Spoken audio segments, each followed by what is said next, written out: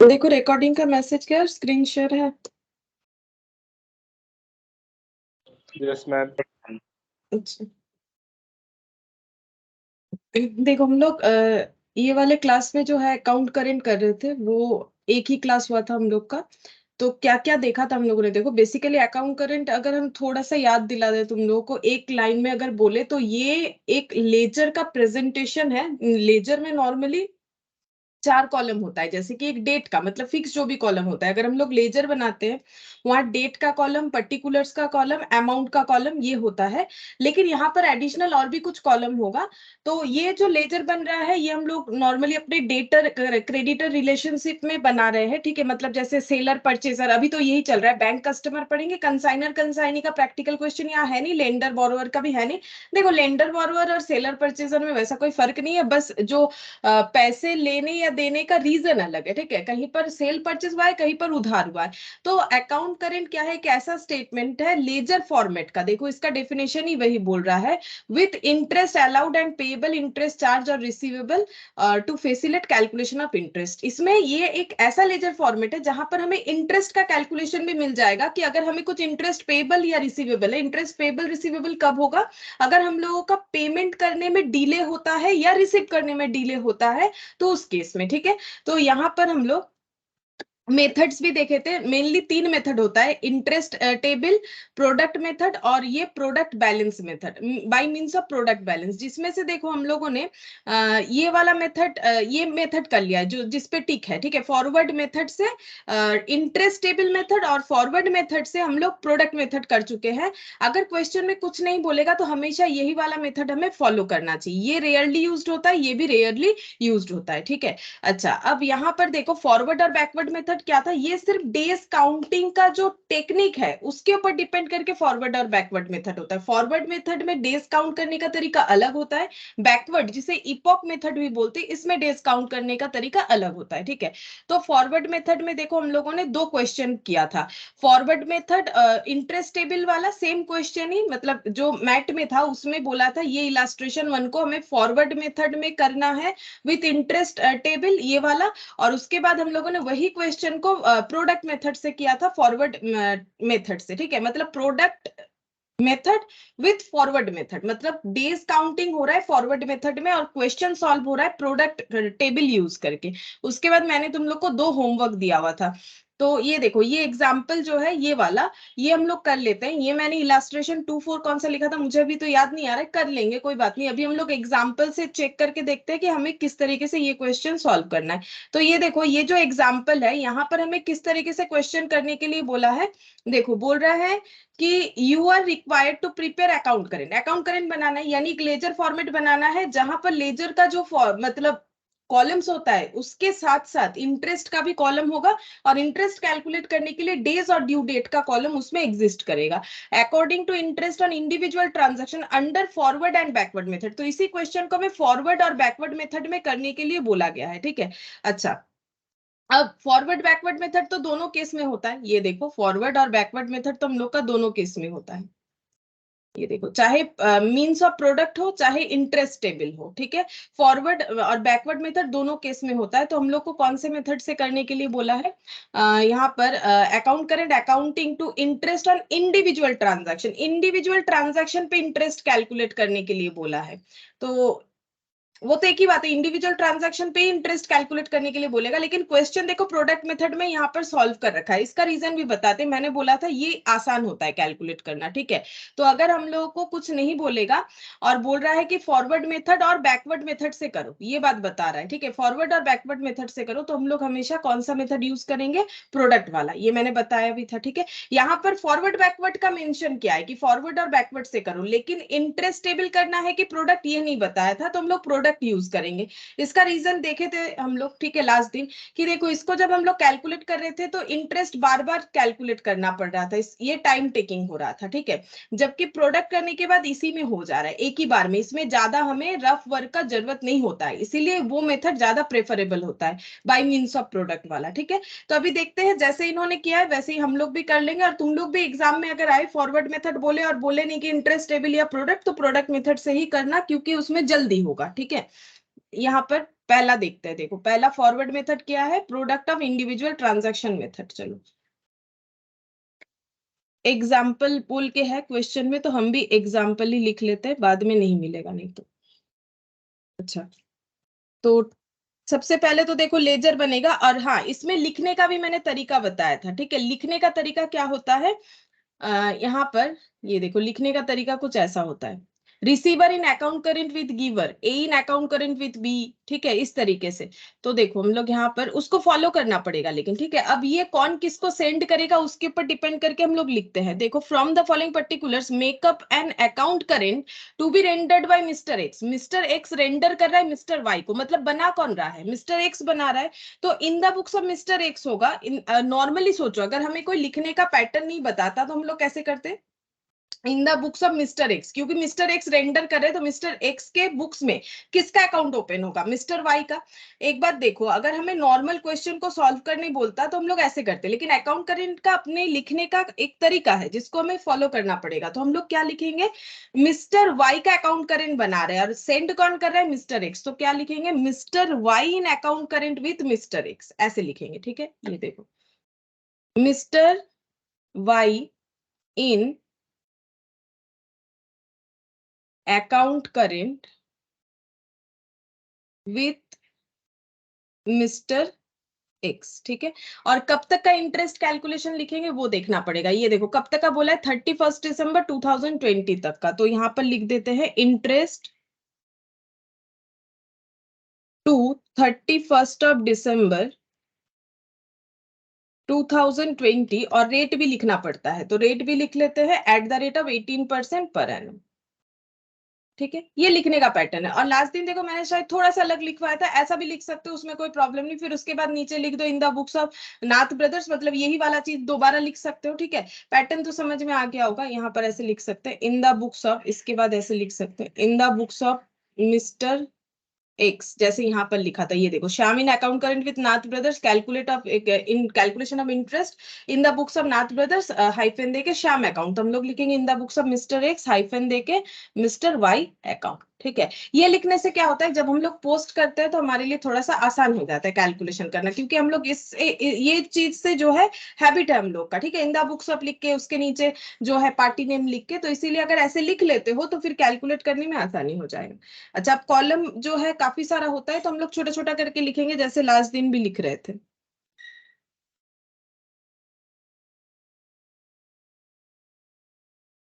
अच्छा देखो यहाँ पर पहला कॉलम आ जाएगा डेट का, फिर आएगा particulars, due date, amount, days, product, ठीक है। यहाँ पर देखो प्रोडक्ट मेथड और इंटरेस्ट टेबल में तो बस इतना ही फर्क होता है, यहाँ प्रोडक्ट की जगह इंटरेस्ट लिखते हैं, लेकिन हम लोग प्रोडक्ट मेथड यूज करेंगे जब हमें कुछ बोला नहीं है, इससे हम लोग का जल्दी कैलकुलेशन हो जाएगा। फिर यहाँ पर सेम सेम कॉलम का ही नाम हो जाएगा, डेट, पर्टिकुलर्स, उसके बाद ड्यू डेट, उसके बाद अमाउंट, डेज, प्रोडक्ट। अच्छा अब लिखना स्टार्ट करते हैं। देखो balance owing by mister Y, balance owing by mister Y 600, मतलब मिस्टर वाई से 600 रुपीज मिलेगा, ओइंग बाय बोला है मिलेगा। अब ये देखो ये हम लोग का बैलेंस बोल रहा है, मतलब ये ओपनिंग डेटा है, ओपनिंग डेटा, ठीक है। और ये देखो ये 1 तारीख भी दिया है, इसका मतलब जुलाई का ओपनिंग डेटा है ये, तो 1 जुलाई यहाँ पर हम लोग लिखेंगे। डेट तो जैसा है वैसा ही लिखना चाहिए। ये देखो 1 जुलाई 2020, ठीक है। 1 जुलाई 2020 टू बैलेंस बीडी, अगर हम लोग को किसी से पैसा मिलेगा तो हम लोग उसको क्या लिखते हैं, टू बैलेंस बीडी, ये एसेट होता है हम लोग के लिए, ठीक है। कितना अमाउंट मिलेगा एसेट का, ये देखो 600 रुपीज मिलेगा, तो अमाउंट कॉलम में 600 लिखेंगे। पहले हम लोग लेजर जैसे नॉर्मल पोस्ट करते वैसे करेंगे, फिर डेज का कैलकुलेशन करेंगे। उसके बाद 30 जुलाई को goods sold to mister Y, mister Y को गुड्स बेच दिया है हम लोगों ने, तो मिस्टर वाई टू सेल्स होगा।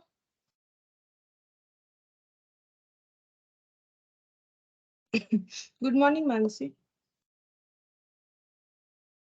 Good morning ma'am. अच्छा देखो 30 जुलाई था शायद डेट, ये देखो 30 जुलाई, 30 जुलाई को हम लोग लिखते हैं यहाँ पर 30 जुलाई 2020, ठीक है। यहाँ पर लिखेंगे टू सेल्स, सेल्स करने से जैसे एंट्री होता है वाई टू सेल्स, तो वही होगा। अभी तो हम लोग सिर्फ लेजर पोस्टिंग पे ध्यान देंगे, तो 300 रुपीज का अमाउंट है, लिख लिया। नेक्स्ट देखो यहाँ पर goods purchased from mister Y, mister Y से परचेज किए, तो परचेज टू मिस्टर वाई, तो मिस्टर वाई अकाउंट है तो बाई परचेज लिखना पड़ेगा, तो यहाँ पर हम बाई परचेज लिखते फिर डेट भी लिख लेंगे बाई परचेज, और अमाउंट है 200, अमाउंट है 200, डेट था 1 अगस्त, यही तो दिखा मुझे 1 अगस्त 2020। अच्छा नेक्स्ट देखते हैं 1 सितंबर cash receive from mister Y, तो कैश टू मिस्टर वाई होगा तो बाई कैश हो जाएगा, ठीक है। 1 सितंबर 2020 बाई कैश होना चाहिए, बाई कैश होना चाहिए, बाई कैश हो गया 100 था शायद, देख लेते हैं 100 था। अच्छा mister Y accept mister X's draft at 3 months date, mister Y accept कर रहा है। अब एक्सेप्टेंस, क्योंकि हम लोग बिल्स ऑफ एक्सचेंज पढ़ चुके हैं तो ये वर्ड तुम लोग को पता होता है, ठीक है। मिस्टर वाई जो है उन्होंने एक्सेप्ट किया है, एक्सेप्ट क्या किया जाता है, बिल्स पेबल को एक्सेप्ट किया जाता है, ठीक है। एक्सेप्ट किया है वो ड्राफ्ट, एक्चुअली बिल्स को जैसे लिखा जाता है उसे ड्राफ्टिंग बोला जाता है, ठीक है, इसलिए ड्राफ्ट बोल रहा है। मिस्टर एक्स का ड्राफ्ट मतलब मिस्टर एक्स ने जो बिल ड्रॉ किया था वो मिस्टर वाई ने एक्सेप्ट किया, तो मिस्टर एक्स ने क्या एंट्री किया होगा, क्योंकि हम लोग तो मिस्टर एक्स के लिए अकाउंट बना के रेडी कर रहे हैं जो वो मिस्टर वाई को सेंड करेंगे, तो मिस्टर एक्स बिल ड्रॉ करे तो वो बोलेंगे bills receivable to mister Y, तो मिस्टर वाई का अकाउंट है इनके पास, तो ये क्या लिखेंगे बाई बिल्स रिसीवेबल लिखना चाहिए इनको, तो ऐसे लिखेंगे बाई, हम B/R लिख देते, इतना बड़ा ना यहाँ पर लिखने का जगह नहीं होगा, इसीलिए हम B/R लिख दिए। 1 सितंबर 2020 का बात है ये वाला, 1 सितंबर 2020। अच्छा देखो ट्रांजैक्शन लिख लिया, अच्छा अमाउंट नहीं लिखा ना मैंने, 400 अमाउंट लिख लेते हैं। अब नेक्स्ट क्या काम होगा, नेक्स्ट काम होगा हम लोगों का ड्यू डेट को लिखना, ठीक है। अच्छा देखते हैं ड्यू डेट का क्या कंसेप्ट था, अगर ड्यू डेट मिसिंग होगा तो ट्रांजैक्शन डेट ड्यू डेट, और अगर ड्यू डेट रहेगा तो लिख देंगे, और अगर कैलकुलेट करके लिखना होगा तो वो भी लिख देंगे, ठीक है। जैसे ये वाला 1 जुलाई, इसका कोई ड्यू डेट नहीं दिया हुआ है, तो इसका मतलब इसका ट्रांजैक्शन डेट ही ड्यू डेट हो जाएगा, यानी यहाँ पर हो जाएगा ये देखो 1 जुलाई ऐसे लिख देते हैं 1 जुलाई। अच्छा 30 जुलाई 2020। अच्छा इसके बाद वाला देखते हैं, गुड सोल्ड जो हुआ है उसमें क्रेडिट पीरियड 1 मंथ अलाउड है, इसका मतलब क्या होता है कि 1 मंथ बाद पैसा देना है, तो 30 जुलाई के बाद 1 मंथ बाद आएगा 30 अगस्त, तो ये ऐसे लिखेंगे। अच्छा इसके बाद ये देखो परचेज हुआ है, क्रेडिट रिसिप्ट मतलब पैसे देने के लिए टाइम मिल गया है कितना 1 मंथ, तो 1 अगस्त से लेके 1 मंथ 1 सितंबर तक होगा, तो इधर आ जाएगा ये डेट है 1 सितंबर, ऐसे लिखते हैं 1 सितंबर। ऐसे भी लिख सकते हो, September 1 भी लिख सकते हो, जैसा ठीक लगे, अगर चाहो तो पूरा भी लिख सकते हो, उससे कोई फर्क नहीं पड़ेगा। अच्छा फिर इसके बाद देखो cash receipt from mister Y, इसका कोई ड्यू डेट नहीं है तो ट्रांजैक्शन डेट ही इसका ड्यू डेट हो जाएगा, तो ट्रांजैक्शन डेट क्योंकि 1 सितंबर है ड्यू डेट भी 1 सितंबर। बिल्स 3 मंथ्स का है, तो बिल्स का ड्यू डेट कब आएगा, देखो 3 महीने बाद, ये सितंबर है तो 3 महीने बाद कितना होगा, इसमें 3 मंथ्स ऐड कर दो, देखो इसमें 3 मंथ्स ऐड करने से कितना आ जाएगा 1/12/2020, ठीक है। ये ड्यू डेट होता है, मैंने तुम लोग को सिखाया था, अगर एकदम एग्जैक्ट लैंग्वेज के साथ चले इसे ड्यू डेट बोला जाता है, इसमें 3 दिन ग्रेस ऐड होता है क्योंकि बिल्स में ये हमें मिलता है 3 दिन ग्रेस, तो 4 दिसंबर 2020 ये हम लोग का मैच्योरिटी डेट है, ठीक है। मैच्योरिटी डेट पे नॉर्मली लोग पेमेंट करते हैं, ये 3 दिन एक्स्ट्रा मिल जाता है, ड्यू डेट ये है। यहाँ तो ड्यू डेट लिखा हुआ है, तो क्या हम लोग यहाँ पर 1 दिसंबर लिखेंगे, नहीं। मैंने ये बात तुम लोग को बिल्स ऑफ एक्सचेंज में भी बोला था और एक दो जगह पे भी बोला है, देखो कि मैच्योरिटी डेट लैंग्वेज ना कहीं यूज ही नहीं होता है, जबकि ये दोनों का कंसेप्ट अलग अलग होता है। अगर हम लोग अकाउंट्स में देखें तो ये ऐसे अलग बात होता है, लेकिन जब हमारा पेमेंट का बात आता है तो हमें पता है कि हम लोगों को और भी 3 दिन यानी 4 दिसंबर को पे करने से होगा, क्योंकि ड्यू डेट क्या होता है जिस दिन पे करते हैं, तो सिर्फ बिल्स में ही तो 3 दिन होता है ना, बाकी सब चीजों में तो नहीं होता है, जैसे ये 1 मंथ वाला बात था तो इसमें 3 दिन ऐड नहीं हुआ, तो अब यहाँ ड्यू डेट अलग मैच्योरिटी डेट अलग, ऐसा थोड़ी ना लिखेंगे कॉलम में। तो हम लोग को ये समझना है कि ड्यू डेट का मतलब क्या होता है। ड्यू डेट का मतलब जिस दिन पेमेंट होगा। अब बिल्स में हमें 3 दिन एक्स्ट्रा मिलता है तो इसका नाम चेंज होकर मैच्योरिटी डेट हो जाता है। तो हम लोग को हमेशा मैच्योरिटी डेट ही लिखना है जिस डेट पे हमें पेमेंट करना पड़ेगा। तो ड्यू डेट का मतलब यहाँ पर जिस डेट पे पेमेंट करेंगे। अब एक चीज के लिए ड्यू डेट और स्लैश देके क्या मैच्योरिटी डेट लिखे, ऐसा नहीं होना चाहिए। इसीलिए हम लोगों ने यहाँ पर ड्यू डेट का ही कॉलम लिखा है, लेकिन हम लोग को अपना ड्यू डेट क्या लिखना पड़ेगा, क्योंकि बिल्स में 3 दिन ग्रेस मिल जाता है तो 4 दिसंबर हम लोग को ये लिखना पड़ेगा। ठीक है, ये मैंने एक बार फिर बताया, इस चीज का तुम लोग ध्यान रखो। ड्यू डेट वैसे हम लोग बिल्स का कैलकुलेशन कर रहे हैं तो हम लोग का 1 दिसंबर आ रहा है, लेकिन वो नहीं लिखना है, क्योंकि इस यहाँ पर ये जो अकाउंट करेंट टॉपिक है इसमें ड्यू डेट का मतलब ये नहीं होता है कि किस मतलब ड्यू डेट का मतलब क्या होता है, जिस दिन पेमेंट करना है। तो इसीलिए हमें 4 दिसंबर लिखना है। अगर हम लोग 1 दिसंबर लिखेंगे तो गलत हो जाएगा डेज का कैलकुलेशन। तो यहाँ भले ही मैच्योरिटी डेट का कंसेप्ट अलग से हमें ना बोला हो, लेकिन कंसेप्ट यहाँ पर हमें समझ लेना है कि पेमेंट अमाउंट जिस दिन पेमेंट करना है या पेमेंट रिसीव होने वाला है वो डेट लिखना है। अब ये ड्यू डेट की जगह मैच्योरिटी डेट आएगा, क्योंकि ये बिल्स वाला कंसेप्ट है, इसी वजह से, और कुछ नहीं। अब हम लोग क्या करेंगे, नेक्स्ट स्टेप होगा हमारा डेज कैलकुलेट करना। अब डेज कैसे कैलकुलेट करेंगे, अगर हम लोग फॉरवर्ड मेथड से डेज कैलकुलेट करते हैं, जबकि हमें बोल दिया है कि फॉरवर्ड एंड बैकवर्ड दोनों से करना है, तो पहला हम लोग फॉरवर्ड मेथड से करते हैं। फॉरवर्ड मेथड का रूल्स क्या है, फॉरवर्ड मेथड का रूल्स ये है कैलकुलेट करने का कि ड्यू डेट से लेके हमें कहां तक कैलकुलेट करना है। ड्यू डेट से लेके हम लोग को कैलकुलेट करना पड़ेगा डेट जिस दिन तक स्टेटमेंट बन रहा है उस दिन तक। ठीक है, ये देखो मैंने लिखवाया था, एक बार दिखा देते हैं। ये देखो, ये रहा फॉरवर्ड और backward if nothing is specified. Forward मतलब ड्यू डेट से लेके स्टेटमेंट एंडिंग डेट। ठीक है, ड्यू डेट से लेके स्टेटमेंट एंडिंग डेट तक हमें कैलकुलेट करके डेज लिखना है। तो यहाँ पर ड्यू डेट कौन सा है, 1 जुलाई है। अच्छा, अब इसमें एक नोट लिखना पड़ेगा तुम लोग को। अगर हम लोगों का ड्यू डेट जो है कुछ ओपनिंग डेट है, हम एक काम करते हैं नोट लिखवाते हैं तो तुम लोग को समझ में आ जाएगा हम क्या बोलना चाह रहे हैं। कहाँ लिखवाए, यहाँ मुझे जगह मिल रहा है तो हम यहाँ पर लिख देते हैं। तुम लोग किसी भी पेज में लिख लो जहां पर तुम लोगों का अगर जगह है, तुम लोग का भी यहाँ पर तो लिख सकते हो, अगर नहीं है तो कहीं पर भी ये नोट एक बार लिख लो। while counting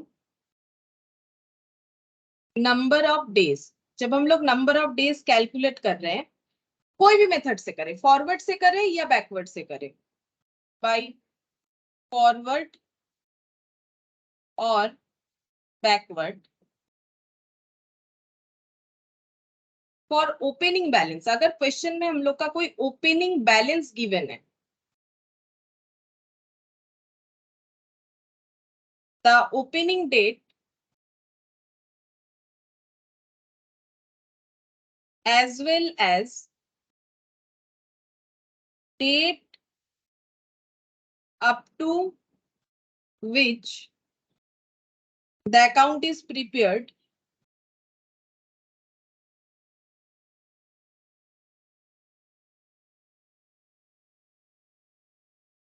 is counted। समझाते हैं मतलब क्या है। देखो नॉर्मली, देखो हम लोग जब कैलकुलेशन करते हैं, जैसे ये फॉरवर्ड मेथड से ही किया था, तो देखो यहाँ पर हम लोग 1 अक्टूबर से 1 फेब तक कैलकुलेट किए थे। तो कैसे किए थे, अक्टूबर कितने दिन का होता है, जैन फेब मार्च अप्रैल मई जून जुलाई अगस्त सितंबर अक्टूबर, अक्टूबर 31 का होता है। 31 माइनस 1 ये हो गया अक्टूबर, नवंबर का 30, दिसंबर का 31, जैन का 31, फेब का एक दिन, तो ये हो गया 3 और 3 3 6 और ये 123 ऐसे हो गया। तो इसमें हम लोगों ने क्या किया, ये 1 तारीख को यहाँ से एक्सक्लूड कर दिया। ये हम लोग तभी कर देंगे जब हम लोग का ये ओपनिंग बैलेंस नहीं होगा। जैसे ये ओपनिंग बैलेंस नहीं था, ये ट्रांजैक्शन था उस डेट का 2 सेल्स। तो अगर ये ट्रांजैक्शंस है, ओपनिंग बैलेंस नहीं है, तो हम लोग का डेट एक्सक्लूड होगा, वही लिखा हुआ है देखो, while counting number of days by forward और backward method for opening balance, जबकि ये ओपनिंग बैलेंस नहीं था। अगर ये ओपनिंग बैलेंस होता, the opening date as well as date up to which the account is prepared, तो अकाउंट प्रिपेयर्ड हो रहा है 1 फेब तक, 1 फेब तक प्रिपेयर हो रहा है। अभी जो मैंने क्वेश्चन दिखाया तुम लोग को जो लास्ट दिन किया था, वहां तक हमें डेट काउंट करना है, लेकिन इंक्लूडिंग द ओपनिंग डेट। अगर हम लोग 1 माइनस कर देंगे तो ओपनिंग डेट एक्सक्लूड हो जा रहा है, तो हमें इंक्लूडिंग द ओपनिंग डेट करके कैलकुलेट करना है अगर ओपनिंग बैलेंस है। बस ये चीज ध्यान रखना है, अगर क्वेश्चन में ओपनिंग बैलेंस है तो काउंटिंग करने का तरीका बदल जाएगा। ठीक है, तो यहाँ पर कैसे होगा, काउंटिंग करके देखते हैं। देखो यहाँ पर करके दिखा देते हैं, ये देखो जगह वर्किंग करें या ऐसे ही कर दे, वही हम सोच रहे हैं कि वर्किंग करना जरूरी होगा। ठीक है, देखो यहाँ पर कैसे करके काउंट होगा, एक दिखा देते हैं वर्किंग करके, क्योंकि मुझे लग रहा है कि अगर तुम लोग भूल जाओ तो इसको एक वर्किंग करके दिखा देते हैं। यहाँ पर वर्किंग नोट नंबर 1। ठीक है, तो काउंटिंग हम लोग का स्टार्ट हो रहा है ये जुलाई से लेके कहाँ तक जाएगा, जुलाई से लेके दिसंबर तक। ठीक है, जुलाई से लेके दिसंबर, तो जुलाई, अगस्त, सितंबर, अक्टूबर, नवंबर, दिसंबर। ठीक है, तो जुलाई कितने दिन का होता है, 31 का होता है। तो नॉर्मली हम लोग 31 माइनस 1 करके 30 करने वाले थे, क्योंकि ओपनिंग बैलेंस है तो यहाँ पर वो 1 भी आ जाएगा। तो बेसिकली ये माइनस नहीं होगा, उसको समझाने के लिए मैंने ऐसे लिख दिया, इसीलिए वर्किंग नोट बना दिया ताकि तुम लोग को याद रहे। ये ऐसा क्यों हुआ है, ये स्टार देते हैं क्योंकि ये ओपनिंग बैलेंस वाला है।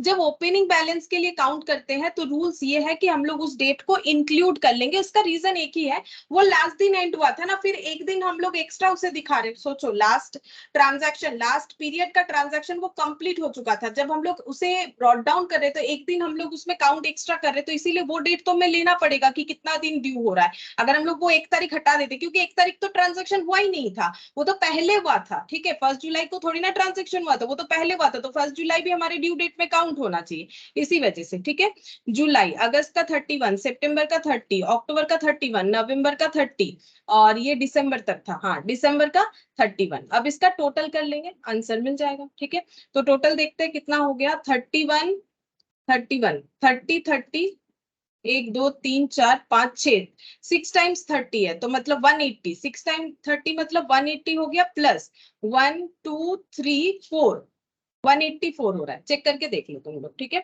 184 हो रहा है। अगर तुम लोग एक दिन माइनस कर देते हो ना तो 183 हो जाएगा। इस बात का ध्यान रखना है, हमें कहाँ 184 करना है और कहाँ नहीं करना है। अब 184 इंटू 600, प्रोडक्ट मेथड में तो वही होता है ना, ये इंटू हो जाता है, तो साथ ही साथ हम इंटू भी कर लेते हैं। 600 इंटू 184, 1,10,400। तुम लोग चाहो तो बाद में भी कर सकते हो, हम इसी के साथ कर ली ताकि कैलकुलेटर में डेटा लिखा हुआ उसके साथ ही कर लेते हैं। अच्छा, अब अगस्त से लेके हम लोग को कितना दिन काउंट करना है, दिसंबर तक, तो कैसे होगा दिखा देते हैं। ये देखो अगस्त का कितना है, ये 30 अगस्त है। ठीक है, तो अगस्त 31 का होता है, 31 माइनस 30, तो अगस्त का एक दिन, सितंबर, अक्टूबर, नवंबर, दिसंबर, 1 2 3 4, मतलब 120, 120 प्लस 1 2 3, 123। ठीक है, ये हो गया। तरीके से तुम लोग भी काउंट कर सकते हो, जल्दी हो जाएगा। 123 इंटू 300, तो यहाँ पर ये भी कैलकुलेट कर लेते हैं। 36,900, 36,900 कैलकुलेट हो गया। अब इसका कर लेते हैं 1 सितंबर से लेके दिसंबर तक। 1 सितंबर से लेके जुलाई, अगस्त, सितंबर, 1 सितंबर 30 माइनस 1 मतलब 29, सितंबर, अक्टूबर, नवंबर, दिसंबर, 29 प्लस 31 प्लस 30 प्लस 31, 121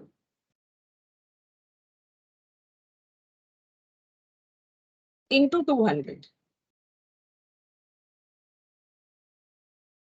24,200 आ रहा है। 1 सितंबर से 100 मतलब सेम वही टाइम पीरियड है, तो 121 आएगा। 121 इंटू 100 करेंगे तो 12100, ये निकल के आ गया। अच्छा, अब दिसंबर, तो 4 दिसंबर से लेके 31 दिसंबर तक, तो ये वाला काउंट करते हैं। 31 माइनस 4, तो ये हो जाएगा 27, 27 डेज आ रहा है, तो 27 इंटू 40 नहीं 400। अच्छा, 27 इंटू 400, 10,800। ठीक है, 10,800 कैलकुलेट हो गया बस। तो ये फॉरवर्ड मेथड हम लोगों ने लास्ट दिन भी किया था। इसमें नया क्या सीखा हम लोगों ने, अगर ओपनिंग डेटा है कुछ तो कैसे कैलकुलेट करना पड़ेगा। ठीक है। अच्छा, अब हमारा स्टेप 1 क्या होगा, इसको क्लोज करने का। सबसे पहले हमें प्रोडक्ट कॉलम को बैलेंस करना पड़ेगा, किधर अमाउंट ज्यादा है। तो देखो इधर 1,10,000 इधर ही ज्यादा दिख रहा है मुझे, ठीक है। तो यहाँ पर लिखते हैं कितना होगा, नहीं इधर ज्यादा, इधर 1,00,000 है, ये 24,000। अच्छा, 1,10,400 प्लस 36,900, तो ये हो गया 1,47,300।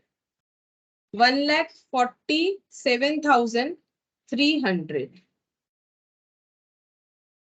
1,47,300 माइनस 24,200 माइनस 12,100 माइनस 10,800, ठीक है।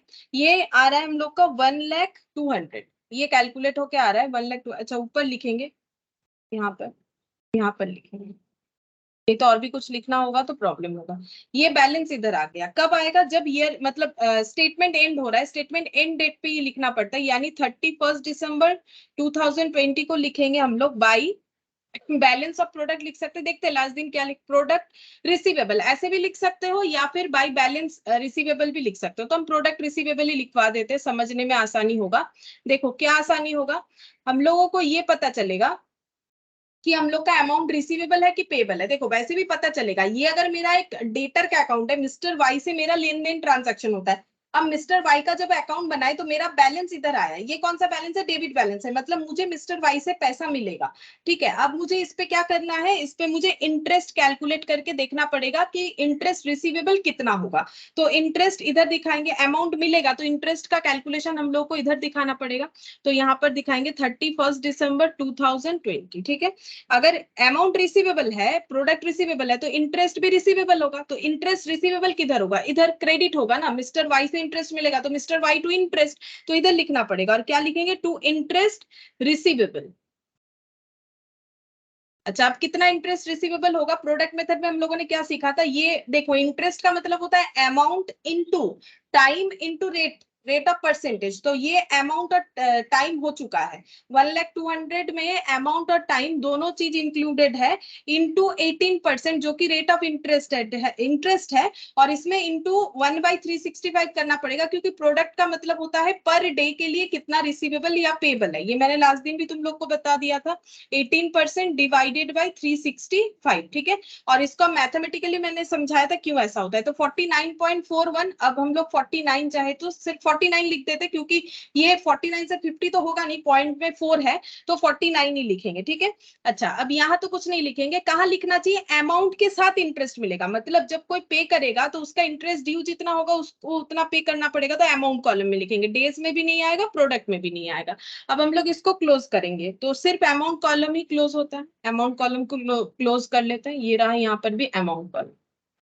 अच्छा, ये कितना हो गया 949, और इधर देखते हैं 200 300 300 और 400 कितना हो गया।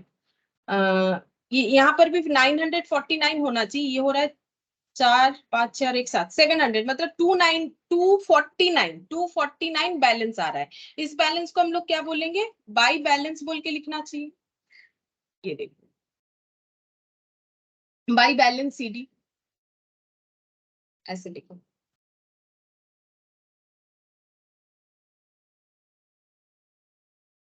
ठीक है। 249 हम लोग का बैलेंस निकल के आ गया कि हम लोग को उनसे कितना पैसा मिलेगा। ये देखो सीधा सा हिसाब है, यहाँ पर अगर हम लोग इंटरेस्ट नहीं देखते तो 900 और इधर कितना आ रहा है 700, तो दोनों को अगर नेट करेंगे तो 200 हो जाएगा। 900 हम लोग का डेबिट है और ये जो है हम लोग का क्रेडिट है, तो इसका मतलब 200 डेबिट, हम लोग को 200 रुपीज मिलेगा विथ इंटरेस्ट 49। तो हम लोग का बाई बैलेंस सीडी मतलब इतना अमाउंट रिसीवेबल है, ये डेटर में इधर दिखेगा, डेबिट बैलेंस दिखेगा, तभी ना वो ब्रॉट डाउन होगा टू बैलेंस बीडी करके। तो इधर बैलेंस आएगा तो क्या लिखेंगे, जो पैसा हमें मिलने वाला है 249 रुपीज, जिसमें से 200 प्रिंसिपल अमाउंट, 49 जो है इंटरेस्ट का अमाउंट, ठीक है। ये सब हम लोग लास्ट दिन भी डिस्कस किए थे, बस यहाँ पर ये वाला चीज लेकिन ध्यान रखना है, कभी भी अगर ओपनिंग बैलेंस हो तो हमें ये लिखना पड़ेगा।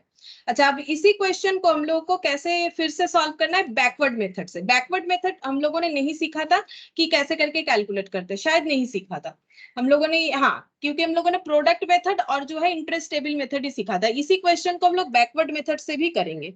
तो देखो यहाँ पर लिखते हैं, बैकवर्ड मेथड का और एक नाम भी होता है ईपीक्यू मेथड, इपॉक बोलते हैं जिसे। तो ये लिख लेते हैं, mister Y in account current with mister X, Mr. Y in account current with Mr. X. Interest at the rate of interest to 31st December 2020. 31st December 2020 at the rate of 18% per annum. At the rate of 18% per annum. At the rate of 18% per annum in the books of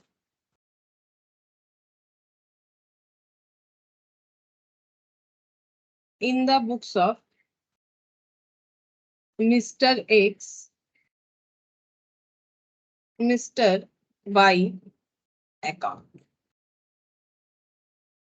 column same होगा, बस date का calculation का तरीका अलग होगा, क्योंकि method का जो नाम चेंज हो रहा है, जो मतलब फॉरवर्ड बैकवर्ड, ये तो डेज कैलकुलेशन पे डिपेंड करता है, इसीलिए सिर्फ डेज कैलकुलेशन अलग होगा और कुछ नहीं। तो यहाँ पर लिखते हैं date, particulars, due date, amount, due date, amount, days, product.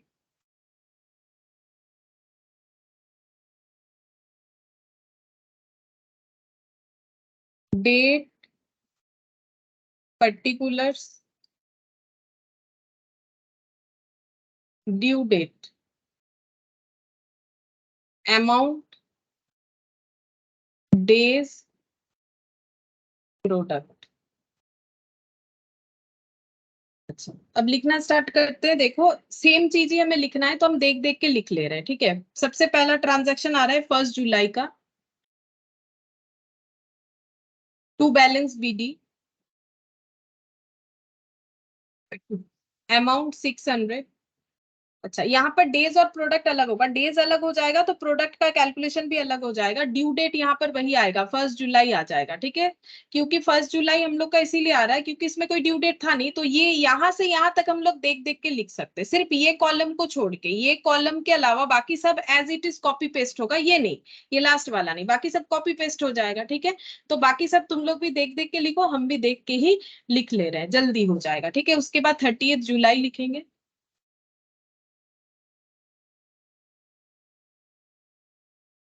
2020 to sales. अच्छा, इसका ड्यू डेट होगा 30 अगस्त, अमाउंट हो जाएगा 300। टू सेल्स 30 अगस्त 300। अच्छा, इधर by purchase, by cash, by BR, by purchase, by cash, by BR, by purchase, by cash, by bills receivable. अच्छा, यहाँ पर डेट देखते हैं, 181919 सभी 2020 का है, तो 181919 2020 ड्यू डेट देख लेते हैं, 1 सितंबर, 1 सितंबर, 4 दिसंबर, 1 सितंबर, 1 सितंबर, 4 दिसंबर, ठीक है। अमाउंट भी सेम रहेगा, अमाउंट भी लिख लेते हैं, 200, 100, 400, 200, 100, 400। अब डेज कैलकुलेशन अलग होगा तो प्रोडक्ट भी अलग हो जाएगा, क्योंकि अमाउंट इनटू डेज करके प्रोडक्ट आता है। अब बैकवर्ड मेथड जो हम लोग कर रहे हैं, इसमें चाहो तो तुम लोग अपने मतलब याद रखने के लिए यहाँ पर लिख सकते हो, इपॉक मेथड से हम लोग इसे कर रहे हैं, इपॉक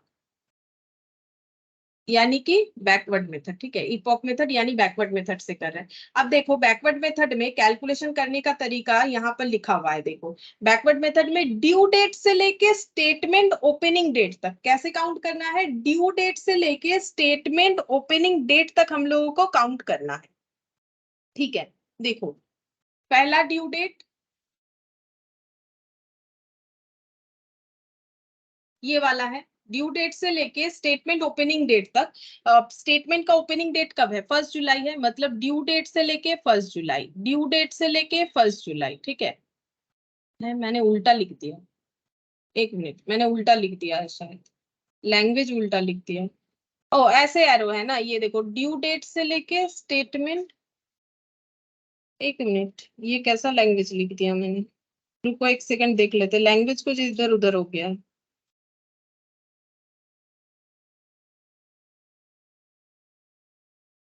एक मिनट, लैंग्वेज हम देखते हैं, मैंने लिखवाते लिखवाते। एक मिनट, बैकवर्ड।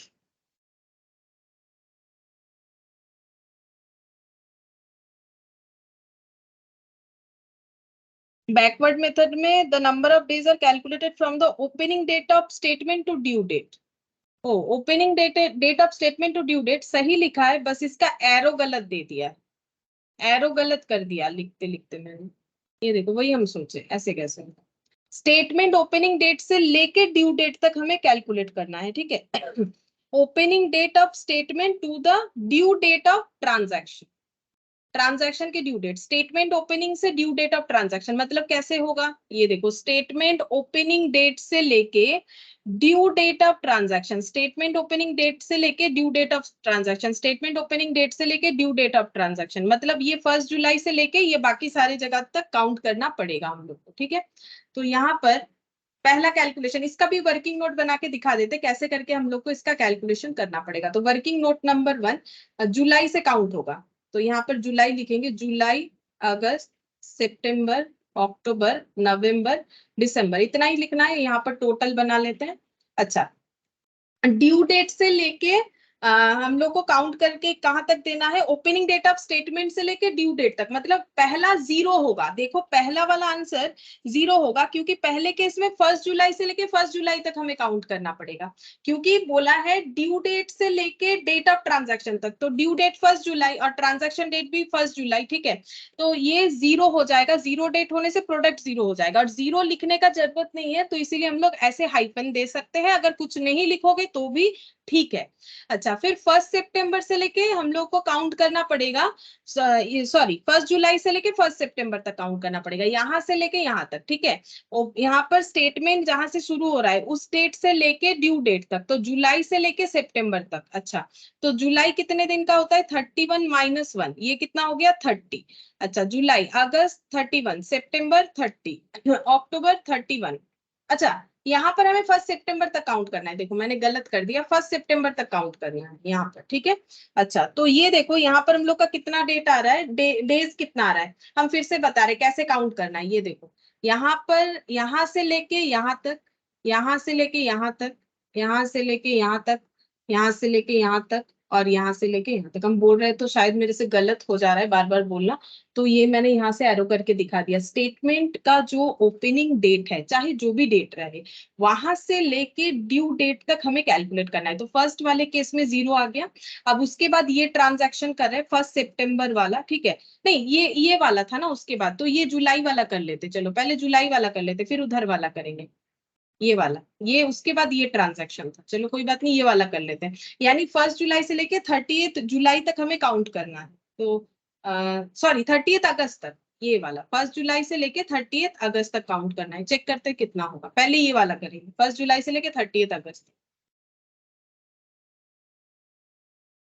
तो अगस्त का 30, 1 जुलाई यानी 31 माइनस 1, 30, लेकिन मैंने बोला था अगर ओपनिंग डेट होगा तो उसमें हम लोग को जो स्टार्टिंग डेट है वो इंक्लूड करना पड़ेगा, जिसका नोट मैंने आज ही तुम लोग को लिखवाया। ये देखो, while counting number of days, चाहे फॉरवर्ड से करो चाहे बैकवर्ड से करो, फॉर ओपनिंग बैलेंस, अगर हम लोग का बैलेंस ओपनिंग है, मतलब देखो ओपनिंग डेट और ओपनिंग बैलेंस में फर्क होता है। यहाँ पर अगर 2 सेल्स होता तो फिर 1 जुलाई हमें इंक्लूड नहीं करना पड़ता, बट बैकवर्ड मेथड में कैलकुलेशन का सिस्टम है कि स्टेटमेंट जहां से, जिस डेट से शुरुआत हो रहा है वहां से लेके ड्यू डेट तक करना है। अब ये ओपनिंग होगा कि नहीं होगा वो तो डिपेंड कर रहा है, जैसे यहाँ दिख रहा है, क्या देख के पता चल रहा है, ये ओपनिंग है, ये टू बैलेंस बीडी देख के पता चल रहा है। अगर ये ओपनिंग बैलेंस का डेट है तो इसमें वो डेट भी इंक्लूड होना चाहिए, इसका मतलब यहाँ पर +1 होगा। तो इसके हिसाब से इसका कैलकुलेशन हो जाता है हम लोग का 30 30 60 61 डेज, ठीक है। इसमें आंसर आएगा 61 डेज, यहाँ 61 लिखेंगे, 61 इंटू 3 मल्टीप्लाई करने से 18300, ठीक है, 18,300 आ गया। नेक्स्ट कैलकुलेशन करते हैं हम लोग, ये वाला होगा। तो 1 जुलाई से लेके 1 सितंबर, ठीक है। तो 1 जुलाई यानी 31 - 1, 30 + 1, क्योंकि ओपनिंग डेट है, यहाँ स्टार लगाएंगे एज ओपनिंग बैलेंस। यहाँ पे स्टार देके लिख देते हैं एज ओपनिंग बैलेंस, याद रखने के लिए। ओपनिंग बैलेंस है इसीलिए ऐड हो रहा है, इसीलिए हम ऐड करके दिखा रहे हैं अलग से, ताकि तुम लोग जब भी ये देखो तो याद रह जाए। तो 1 सितंबर तक ही लिखना है। तो जुलाई हो गया, अगस्त होता है 31 का, यहाँ 30 लिखा था क्योंकि 30 तक काउंटिंग था, ये देखो ये 30 था इसीलिए 30 लिखा था। अगस्त हो गया, सितंबर का 1 तारीख। अब टोटल चेक करते हैं कितना हो जाएगा। तो 31 और 31 मतलब 62 63, ये 63 डेज आएगा। तो यहाँ पर लिखना पड़ेगा 63 डेज। देखो डेज वगैरह कैलकुलेशन इसमें इस चैप्टर में मेन है, बाकी तो कुछ है नहीं। बाकी तुम लोग मल्टीप्लाई कैलकुलेशन, ये तो तुम लोग के कैलकुलेटर कितना अच्छे से तुम लोग यूज कर रहे हो उसके ऊपर डिपेंड करेगा, बाकी गलत होने का चांसेस इसमें और कुछ है नहीं। अच्छा, उसके बाद ये भी क्योंकि 1 सितंबर है, सेम कैलकुलेशन है, तो 63 हो जाएगा, 6300 मतलब 6300। अब ये है 4 दिसंबर तक, 1 जुलाई से लेके 4 दिसंबर, ठीक है। तो 31 - 1, लेकिन ओपनिंग बैलेंस होने की वजह से ये एक दिन ऐड हुआ। अच्छा, 31 होता है अगस्त का, सितंबर का 30 होता है, अक्टूबर का 31 होता है, नवंबर का 30 होता है, दिसंबर का 4 तारीख तक काउंट करना है। तो 30, 1 2 3 4 5, 5 बार 30 है, मतलब 150, 150 4 5 6 7, 157 डेज। तो यहाँ पर लिख लिया 157 इंटू 400। तो 62,800 आ रहा है, हो गया। अब हम लोग को चेक करना पड़ेगा कि किधर बैलेंस ज्यादा आ रहा है, उधर लिखना पड़ेगा। तो यहाँ पर देखते हैं। ये ज्यादा है, देखो इधर कम है, इधर 18,300 है, इधर ज्यादा है 12,600। तो टोटल करके देखते हैं। 62,800, 6300 और 12,600, तो ये हो गया 81,000,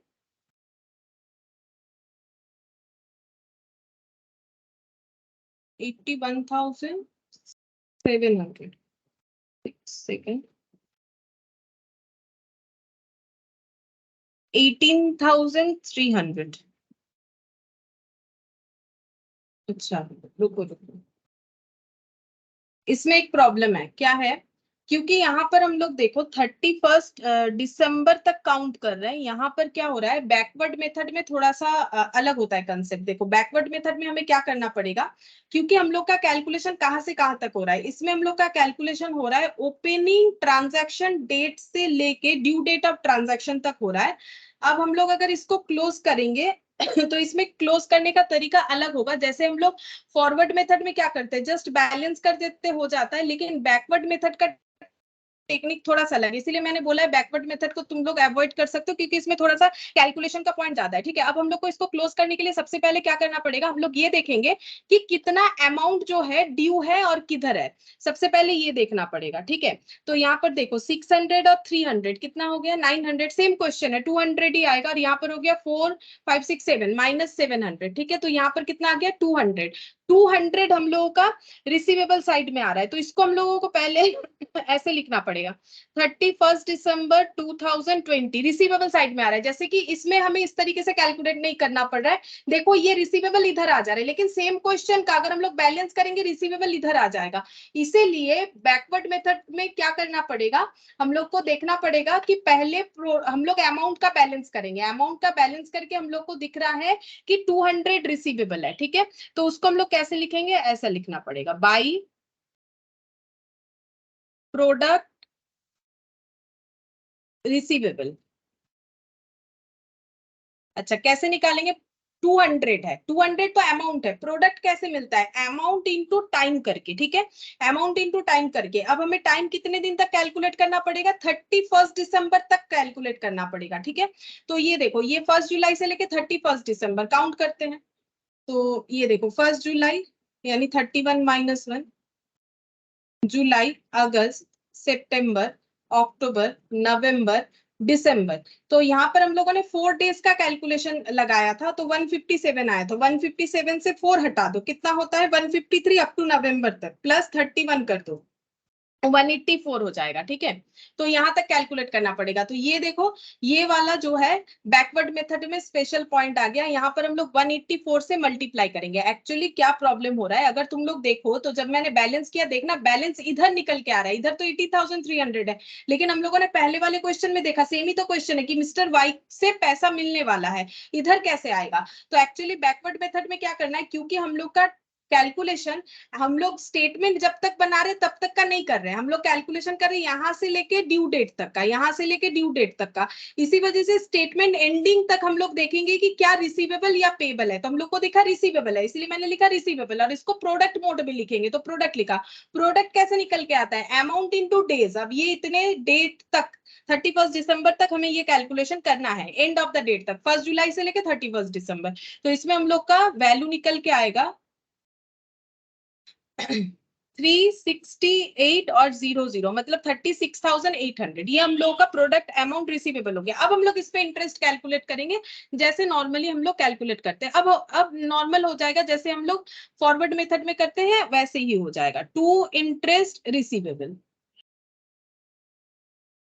और कैसे पता चलेगा गलत हो रहा है, अभी तो इसके साथ मैच करके समझ में आ गया। तुम लोग नॉर्मल इसको देखना अमाउंट को, ठीक है, तो पता चल जाएगा कि तुम लोग का रिसीवेबल साइड आएगा कि पेबल। अगर ये अकाउंट करेंट नहीं होकर सिर्फ डेटर अकाउंट आता तो बैलेंस तो इधर ही आता, तो बैलेंस इधर आना चाहिए, चाहे प्रोडक्ट में लिखो या फिर इंटरेस्ट टेबल मेथड में लिखो, बैलेंस इधर आना चाहिए। तो बैलेंस इधर आएगा तो इंटरेस्ट इधर आएगा। मुझे अगर इतना पैसा किसी से मिलेगा, उस पर मिलने वाला इंटरेस्ट इधर आएगा, क्योंकि इंटरेस्ट का एंट्री क्या होगा, डेटर टू इंटरेस्ट, तो इधर आना चाहिए। अब इंटरेस्ट का कैलकुलेशन करते हैं, 36,800 इंटू 18% इंटू 1/365। प्रोडक्ट मेथड में एक दिन का इंटरेस्ट लगता है, तो 36,800 इंटू 18% डिवाइडेड बाय 365, वही अमाउंट निकल के आएगा। देखो 18.18 कैसे आ गया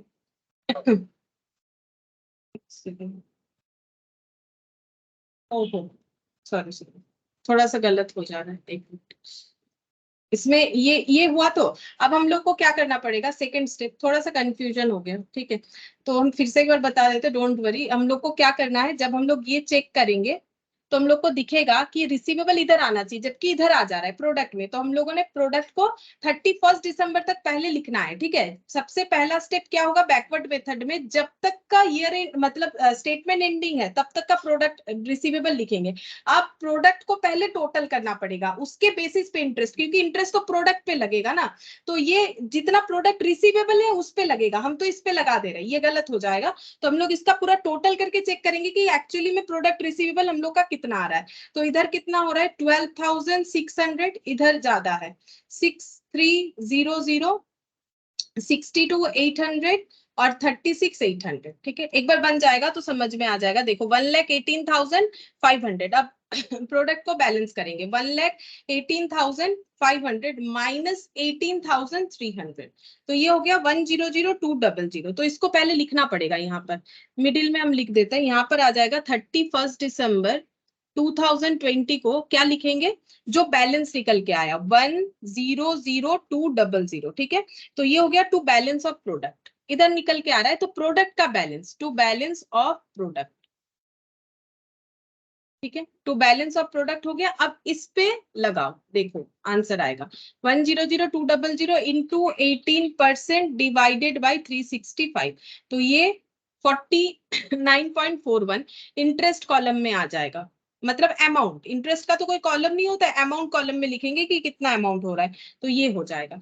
तो ये देखो 1,00,200 यहाँ पर भी आया था। तो इसीलिए क्यों हम बोलते हैं कि फॉरवर्ड मेथड ही हमेशा यूज करो जब क्वेश्चन में नहीं बोलेगा, क्योंकि बैकवर्ड मेथड में बहुत सारा अलग अलग टाइप्स आ जाता है। सबसे पहले तो हमें क्या करना पड़ेगा, प्रोडक्ट रिसीवेबल चेक करना पड़ेगा, रिसीवेबल हो रहा है कि पेबल। जैसे इसमें रिसीवेबल आया, कैसे चेक करेंगे, अमाउंट पेबल या रिसीवेबल जो निकल के आएगा इनटू यहाँ तक जहां पर स्टेटमेंट एंड हो रहा है उस डेट तक का जो है डेज लेके निकालना पड़ेगा। फिर बैलेंस करना पड़ेगा प्रोडक्ट कॉलम, जो प्रोडक्ट का बैलेंस आएगा उस पे इंटरेस्ट रिसीवेबल या पेबल जो भी होगा वो कैलकुलेट होगा, जैसे यहाँ पर रिसीवेबल हुआ। इसीलिए हम बोलते हैं बैकवर्ड मेथड कभी मत करो, रेयरली यूज करो, क्वेश्चन बोले तभी यूज करना, अदरवाइज हमेशा जो है फॉरवर्ड मेथड यूज करना।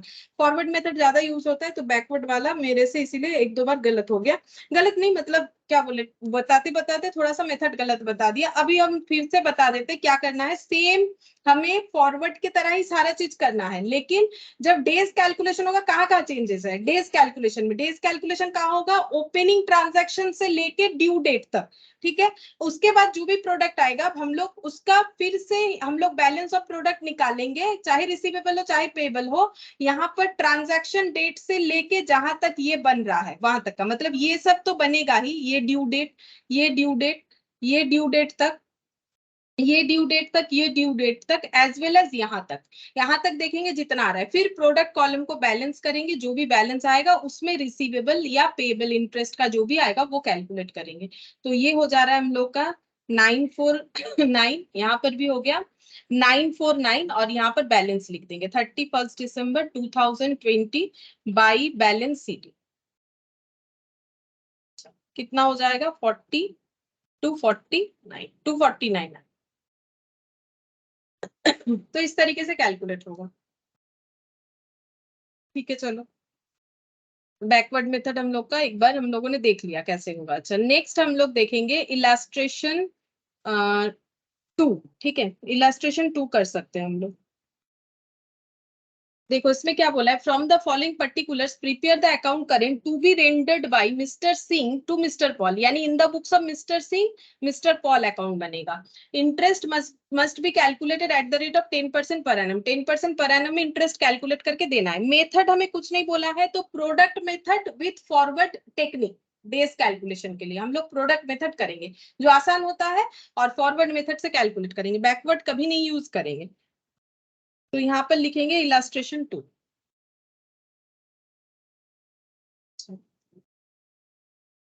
Mr. Paul in account current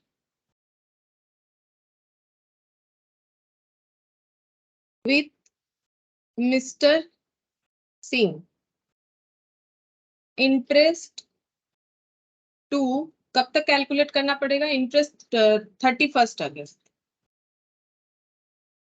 2020 at the rate of 10% per annum in the books of Mr. Paul, Mr. Singh account.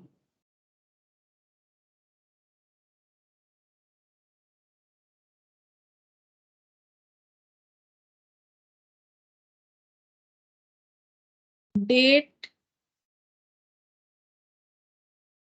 particulars,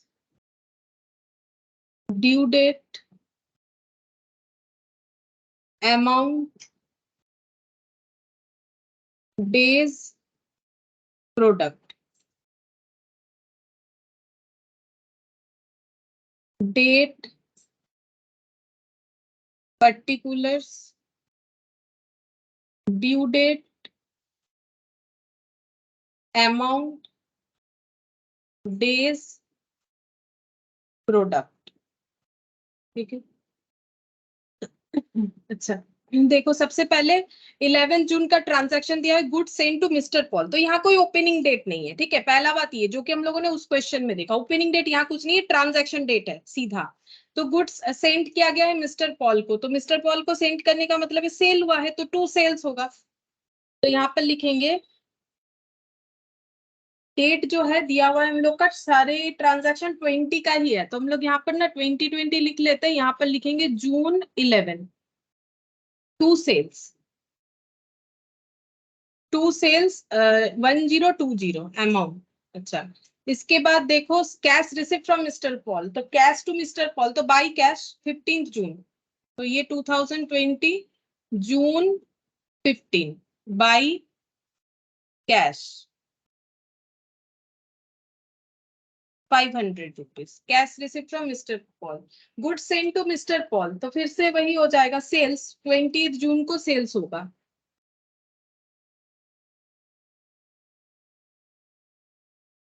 650। अच्छा, इसके बाद good send to mister Paul, फिर से सेल है 700 का।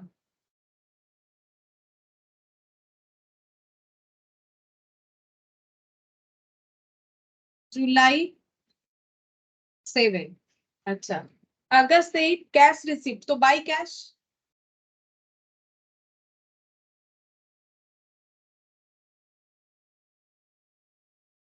कितना रिसीव हुआ है? 1100 हो गया। लेजर पोस्टिंग कर लिया। अब हम लोग लिखेंगे ड्यू डेट से ट्रांजैक्शन डेट। तो ट्रांजैक्शन से ड्यू डेट, ये सब ट्रांजैक्शन डेट है, एक भी ड्यू डेट नहीं है ना, तो उसके बारे में कुछ बताया है। तो ये जो भी ड्यू डेट है वही हम लोग का ट्रांजैक्शन डेट हो जाएगा। अब क्योंकि मैंने कॉलम बना लिया, जैसे मैंने बोला था, अगर ऐसा होता है तो ड्यू डेट का कॉलम मत बनाओ, थोड़ा टाइम बच जाता है। लेकिन कॉलम क्योंकि मैंने बना लिया है, अगर तुम लोग भी बना लिए हो तो तुम लोग ऐसे लिखो जून 11, इसमें यही आएगा। जून 20 इसमें आ जाएगा। जुलाई 7 इसमें आ जाएगा। जून 15 ठीक है, इसमें आ जाएगा। अगस्त 8। अगर हम लोग ये नहीं लिखते हैं तो भी ठीक है, क्योंकि ट्रांजैक्शन डेट और ड्यू डेट अगर बराबर हो जाता है तो उसमें हमें ड्यू डेट का कॉलम बनाने का कोई जरूरत नहीं है, क्योंकि उसका तो कोई इंपैक्ट नहीं आ रहा है, तो क्या किस लिए बनाए। लेकिन मैंने ध्यान नहीं दिया क्वेश्चन में, अगर हम लोग पहले थोड़ा सा ध्यान से देख लेते हैं तो हम लोग का यहाँ पर ये वाला कॉलम एलिमिनेट हो जाएगा, टाइम भी बचेगा। अच्छा, अब हम लोग फॉरवर्ड मेथड से कैलकुलेट करते हैं। फॉरवर्ड मेथड से कैलकुलेट करने का मतलब होता है कि हम लोग ड्यू डेट से लेके स्टेटमेंट एंडिंग डेट तक कैलकुलेट करेंगे। मतलब हम लोग का सारा कैलकुलेशन 31 अगस्त तक जाएगा। तो हम यहाँ कैलकुलेटर पे ही कैलकुलेट करके दिखाते हैं। जून 11 का है तो जून 30 डेज का होता है, तो 30 माइनस 11 19 जून। जुलाई का कितना हो जाएगा? 31। अगस्त का 31 अगस्त तक ही कैलकुलेट करने बोला है। हाँ, तो ये हो गया 81 डेज। 81 इंटू 1020, 82,620 ठीक है। अच्छा, अब ये है जून 20, तो जून 30 डेज का होता है, तो ये हो गया जून जुलाई 31 अगस्त 31, तो ये हो जा रहा है 72 डेज इंटू 650, तो ये अमाउंट आ रहा है 46,800। अच्छा, जुलाई 7, जुलाई होता है 31 का, 31 माइनस 7, जुलाई और अगस्त 31, तो ये हो गया 55 डेज इंटू 700, मतलब 38500, 38,500 हो गया। इधर देखते हैं, जून 15 है, जून यानी 30 डेज का, जून 15 माइनस हो गया, अरे जून जुलाई 31 अगस्त 31, 77, 77 इंटू 5, 38,500 होगा। अच्छा, इसके बाद ये वाला 8 अगस्त 31 से 8 से 31 अगस्त मतलब 23 डेज, 23 इंटू 11, तो 253 मतलब 25,300। क्योंकि फॉरवर्ड मेथड से करेंगे तो इसमें कोई प्रॉब्लम नहीं है, बस प्रोडक्ट कॉलम को हम लोग टोटल करेंगे सबसे पहले।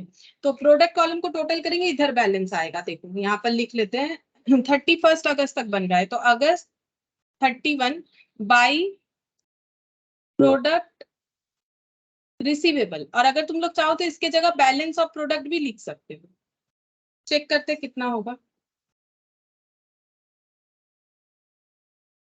82,600 सॉरी 82,620, हाँ 46,800, 38,500, 1,67,920, 1,67,920 माइनस 38,500 माइनस 25,300, 1,04,120, 1,04,120, ये प्रोडक्ट का बैलेंस आ गया। ठीक है, अब हम लोग को ये रिसीवेबल है तो इंटरेस्ट भी रिसीवेबल होगा, तो इंटरेस्ट इधर लिखना पड़ेगा क्योंकि एंट्री तो हमारा उसी बेसिस पे होता है।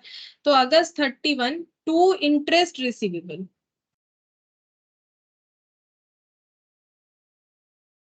अच्छा ये है अमाउंट है 1,04,120 इंटू परसेंटेज है 10% इंटू 1/365। जब हम लोग प्रोडक्ट मेथड करते हैं तो एक दिन का इंटरेस्ट निकालते हैं, क्योंकि बाकी टाइम का कैलकुलेशन वहां पर हो ही जाता है।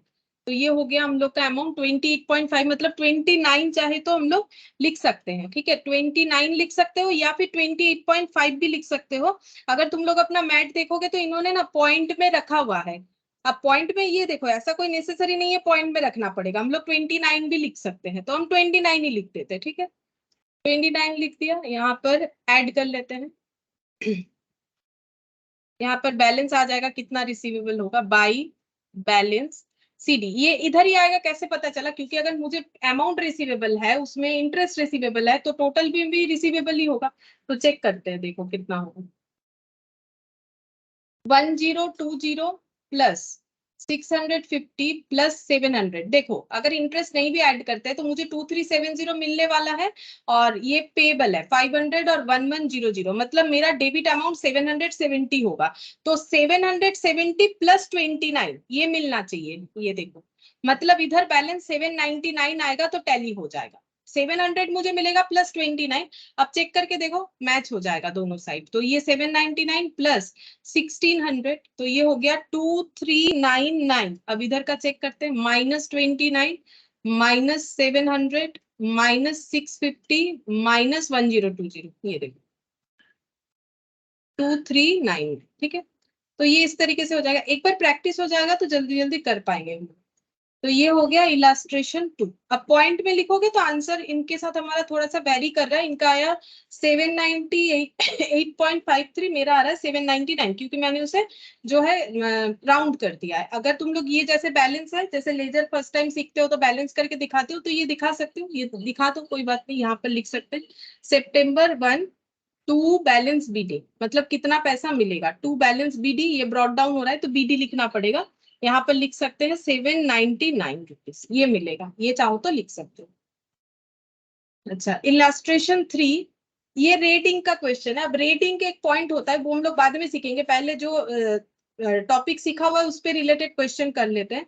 इसके बाद आ रहा है ये वाला क्वेश्चन, इलास्ट्रेशन 4, ये कर सकते हैं, ये रेटिंग का क्वेश्चन नहीं है। इलास्ट्रेशन 4, इलास्ट्रेशन फोर हम नेक्स्ट पेज में करेंगे। यहाँ पर वर्किंग नोट अगर डेज का कुछ लगेगा तो यहाँ पर कर लेंगे, जगह रख दिया मैंने, ठीक है। तो यहाँ पर देखो क्या बोल रहा है, from the following prepare an account current to be rendered by Ali to Bali या बाली, जो भी है, ठीक है, on 31 December 2020 by means of product method. यहाँ पर बता ही दिया है, प्रोडक्ट मेथड ही हमें करना है, इंटरेस्ट चार्ज करना है 8% पर एनम करके। अच्छा, अब यहाँ पर ये नहीं बताया है कि हम लोग को फॉरवर्ड मेथड करना है कि बैकवर्ड मेथड करना है। तो हम लोग फॉरवर्ड मेथड करेंगे, जब नहीं बताया है तो हम लोग फॉरवर्ड ही करेंगे ना, बैकवर्ड क्यों करें, क्योंकि उसमें प्रॉब्लम होगा आगे जाके, मतलब बहुत सारा कैलकुलेशन करना पड़ता है, बैलेंस करो फिर प्रोडक्ट करो, ठीक है। तो हम लोग ये देखो, यहाँ से ट्रांजैक्शन स्टार्ट है, यहाँ से स्टार्ट करते हैं। तो पहले कॉलम्स बना लेते हैं। बली लिख लेते हैं, Bali in account current with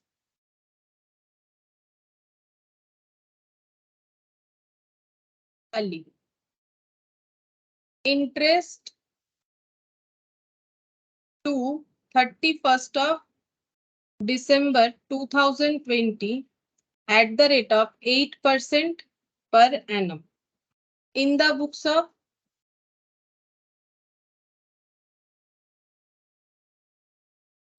कौन किसको रेंडर कर रहा है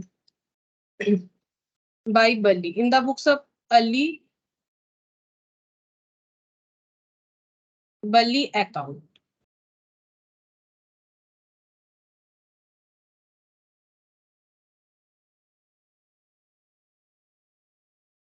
डेट, particulars,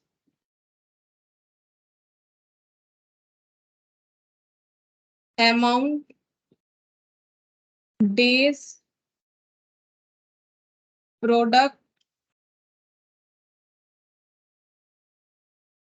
अच्छा, यहाँ पर भी ना हमें ड्यू डेट का जरूरत नहीं होगा शायद, देखो एक भी ड्यू डेट नहीं बताया, तो ड्यू डेट का कॉलम नहीं बना रहे हम लोग, का थोड़ा सा जगह बच जाएगा, ठीक है, और करने में भी आसानी होगा। थोड़ा सा जगह रख रख के करते इधर पे, ठीक है। ये अमाउंट हो गया, यहाँ पर अमाउंट लिखते थे, यहाँ डेज और प्रोडक्ट, जैसे इसमें मैंने बना लिया था, इसमें नहीं बना रहे, जल्दी हो। Date, particulars, amount, days, product. अच्छा, इसमें ओपनिंग डेट है, देखो बैलेंस ड्यू फ्रॉम बली, ठीक है, बैलेंस ड्यू मतलब ओपनिंग बता रहा है, इसको हम लोग क्या लिखेंगे, टू बैलेंस बीडी बोल के, ठीक है, बली से इतना पैसा मिलेगा, तो यहाँ पर लिखते हैं डेट जो है ये 2020 है, ईयर 2020, यहाँ पर लिखेंगे 1 अक्टूबर, October 1, ठीक है, to balance BD. To balance BD लिखना पड़ेगा, ओपनिंग बैलेंस है 2000।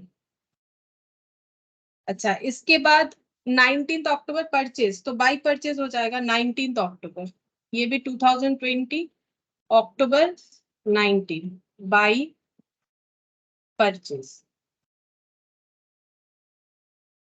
3200। Return goods to Bali, goods Bali को रिटर्न कर दिया गया है। बली कौन है? बली है अली के बुक्स में, बली जो है वो उसका डेटर भी है, इसका मतलब क्रेडिटर भी है, क्योंकि गुड्स रिटर्न हुआ है। तो इसका एंट्री क्या होना चाहिए? गुड्स रिटर्न होने से नॉर्मली हम लोग क्या बोलते हैं? Creditor to purchase return. ठीक है, अब यहाँ पर इसका मतलब क्रेडिटर कौन है? बली है, बली को रिटर्न करे तो बली टू परचेज रिटर्न, तो बली अकाउंट में क्या लिखेंगे? टू परचेज रिटर्न लिखना पड़ेगा। तो यहाँ पर लिखते हैं डेट अक्टूबर 25 और यहाँ पर लिखेंगे टू परचेज रिटर्न।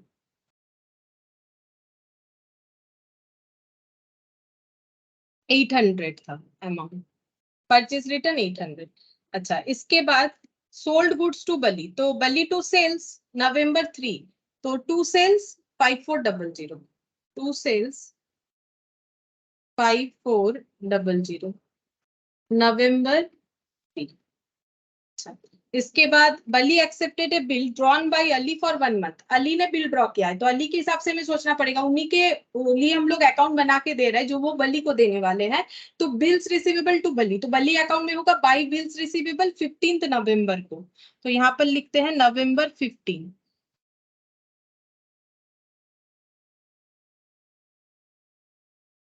नवंबर कुछ,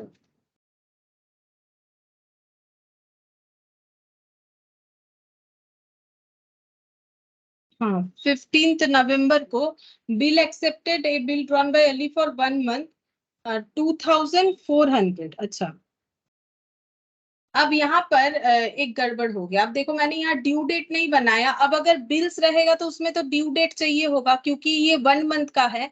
तो इसको चेंज कैसे करें? नवंबर 15, ये गलत हो गया। देखो यहाँ मैंने ड्यू डेट नहीं बनाया, यहाँ ड्यू डेट का जरूरत होगा। कोई बात नहीं, एक काम करते हैं, इसी को जैसे देखो इन्होंने कर रखा है, इसी में ड्यू डेट बना लेते हैं। ठीक है, ये देखो यहाँ पर अगर चाहे तो देखो मेरा वैसे जगह है, हम बना सकते हैं, लेकिन अगर तुम लोग का जगह नहीं है, तुम लोग सोचोगे फिर से यहाँ पर ऐड करना पड़ेगा, तो इसीलिए हम बोल रहे हैं देखो ड्यू डेट तुम लोग का कहाँ पर होता है? पर्टिकुलर्स के बाद होता है, तो यहाँ पर हम चाहे तो ड्यू डेट ऐड कर सकते हैं, जगह तो है मेरा। ये देखो ड्यू डेट, और यहाँ भी लिख दिया पर्टिकुलर्स के बाद होगा, इधर जगह कम है, ड्यू डेट। ठीक है, ये ऐसे कर सकते हैं, ऐड अगर करना चाहो तो कर सकते हो। अक्टूबर 1, ठीक है, अक्टूबर 25, क्योंकि यहाँ पर जरूरत है ड्यू डेट का कॉलम का। नवंबर 3, ये तो एज इट इज रहेगा, इसी को देख के मैंने बोला कि करने का जरूरत नहीं है। लेकिन ये जो नया ट्रांजैक्शन आ गया ना बिल्स वाला, इसमें गड़बड़ हो गया। नवंबर 15, चलो यहाँ पर कर लेते जैसे कर रहे थे। नवंबर 15 यहाँ पर बाई बिल्स रिसीवेबल। ठीक है, अच्छा, अब 1 मंथ के लिए है, तो 15 नवंबर से लेके 15 दिसंबर, और उसमें 3 दिन ऐड होगा तो 18 दिसंबर हो जाएगा। तो यहाँ पर ड्यू डेट होगा December 18। ठीक है, तो ये मैंने जगह ऐड कर दिया। अगर तुम लोग का जगह नहीं है, सपोज अगर तुम लोग के पास जगह नहीं है, तो तुम लोग क्या कर सकते हो, यहाँ पर ही लिख दो जैसे इन्होंने लिखा है। लेकिन अभी के लिए लिख लो, लेकिन हम तो ये बोलेंगे एग्जाम में अगर ड्यू डेट लिखना जरूरी होगा तो जरूर लिखना चाहिए। मैंने ध्यान नहीं दिया, बिल्स वाला पॉइंट आ जाएगा तो पहले ड्यू डेट कर लेते। वैसे मैंने लिखा भी था, फिर लिख के मिटाया। चलो कोई बात नहीं, अभी यहाँ पर थोड़ा सा जगह लिख लिया मैंने। ठीक है, तुम लोग भी कोशिश करो थोड़ा सा यहाँ पर ऐड करने के लिए, नहीं तो यहाँ पर स्टार दे के लिख दो। अच्छा, अब ये देखो bill accepted by Bali earlier dishonoured on due date, बोल रहा है कि इसके पहले भी बली ने एक बिल रिसीवेबल मतलब बिल एक्सेप्ट किया था। ठीक है, और वो डिसऑनर कर दिया है। ये कब पता चला? ये पता चला 30 नवंबर को। और अगर बिल डिसऑनर होगा तो हम लोग डेटर को डेटर बनाते हैं, बिल डिसऑनर होने पे बिल्स रिसीवेबल कैंसिल, तो टू बिल्स रिसीवेबल, और बली को फिर से डेटर बनाएंगे, बली टू बी आर, तो टू बी आर लिखना पड़ेगा 30 नवंबर को, तो November 30 टू बी आर। ठीक है, इसमें क्या लिखेंगे? टू बी आर में लिखेंगे हम लोग डिसऑनर।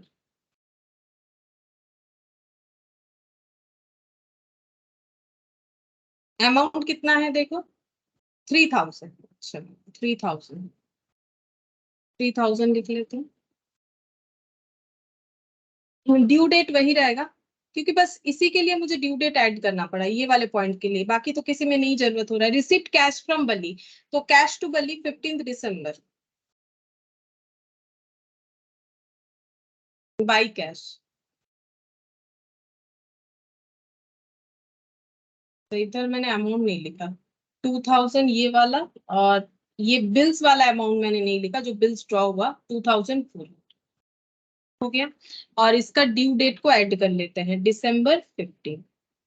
अच्छा, अब डेज कैलकुलेशन। अब देखो फिर से ये ओपनिंग बैलेंस आया है, तो हम लोग को कैलकुलेट करना है, फॉरवर्ड मेथड ही फॉलो करेंगे December 31 तक।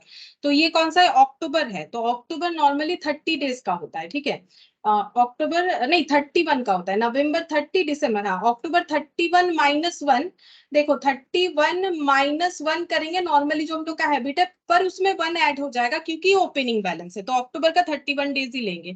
अक्टूबर का 31, नवंबर का 30, दिसंबर का 31, यानी डेज आ जाता है 92। 92 इंटू 2000 मतलब 2 2 जा 4, 9 2 जा 18, और ये 3 जीरो, 1,84,000। अच्छा, इधर देख लेते हैं October 25। तो अब यहाँ से हम लोग को काउंट करना है यहाँ तक, तो October 25, तो अक्टूबर होता है कितने दिन का, अक्टूबर नवंबर दिसंबर, तो अक्टूबर होता है 31, 31 - 25, अक्टूबर नवंबर दिसंबर, 67 डेज इंटू 800, 53,600। अच्छा, नवंबर 30 डेज का होता है, नवंबर दिसंबर 58 इंटू 5400, 3,13,200। अच्छा, नवंबर 30 से लेके, नवंबर 30 डेज का ही होता है, तो नवंबर में कोई भी डेज नहीं बच रहा है, दिसंबर का पूरा 31 डेज, मतलब ये हो गया 93,000, ठीक है। कैलकुलेट हो गया इधर वाला, अब इधर वाला देखेंगे। 19 अक्टूबर से लेके 31 दिसंबर तक काउंट करना है, तो 31 अक्टूबर 31 का होता है, -19 अक्टूबर नवंबर दिसंबर, 73 डेज इंटू 3200, तो 2,33,600, 2,33,600। अच्छा, December 18 से लेके 31 तक, मतलब 13 डेज इंटू 24, 3,12,000,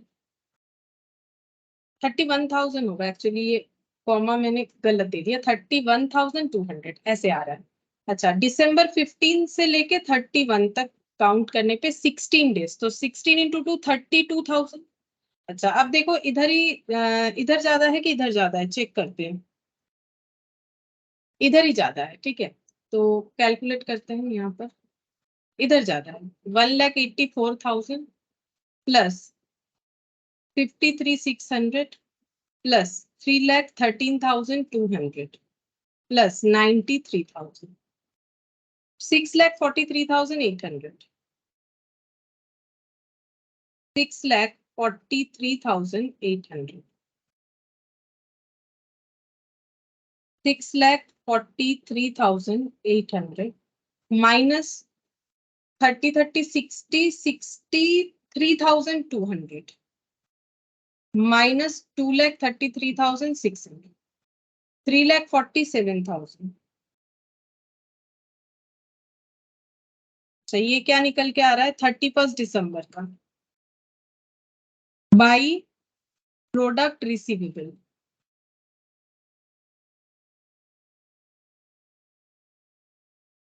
अच्छा, बाई प्रोडक्ट रिसीवेबल हो गया, अब इंटरेस्ट रिसीवेबल लिखेंगे, December 31 टू इंटरेस्ट रिसीवेबल कितना हो जाएगा, प्रोडक्ट का जो बैलेंस है 3,47,000 इंटू परसेंटेज इंटू 1/365, परसेंटेज देखते हैं कितना है, 8% इंटू 8% डिवाइडेड बाई 360, तो 76.05 आ रहा है, तो 76 लिख सकते हैं अमाउंट कॉलम में।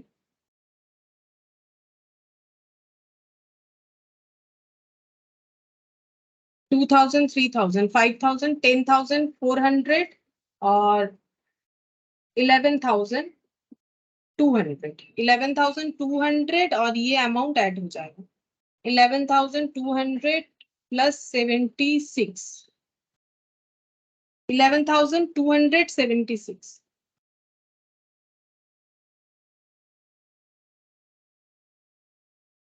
December 31 by balance CD। अच्छा, इसमें कितना हो जाएगा? 11,276 बैलेंस करने से 224,437 7,600 7,600 3676 ठीक है। वैसे भी चेक करके देखो उतना ही होगा। कैसे? ये देखो, हम लोग इधर देखते हैं क्यों इधर ही रिसीवेबल आया। देखो 2000 डेबिट बैलेंस था, 800 डेबिट बैलेंस है, 5400 डेबिट बैलेंस है और 3000 जो हमें मैट में दिया हुआ है। ठीक है, 11,200 क्रेडिट बैलेंस कितना है? 2000, 2004 और 3 7,600। तो 7,600 क्रेडिट बैलेंस है, तो मतलब हम लोग का रिसीवेबल होगा कितना होगा? 3,600। तो फिर 3676 क्यों दिखा रहा है? 76 रुपीज का इंटरेस्ट है इसीलिए। ठीक है, तो ऐसे हम लोग चेक करके देख सकते हैं कि बैलेंस किधर आना चाहिए। ठीक है, तो बैलेंस इधर आना चाहिए। ये हम लोग का हो गया इलास्ट्रेशन 4।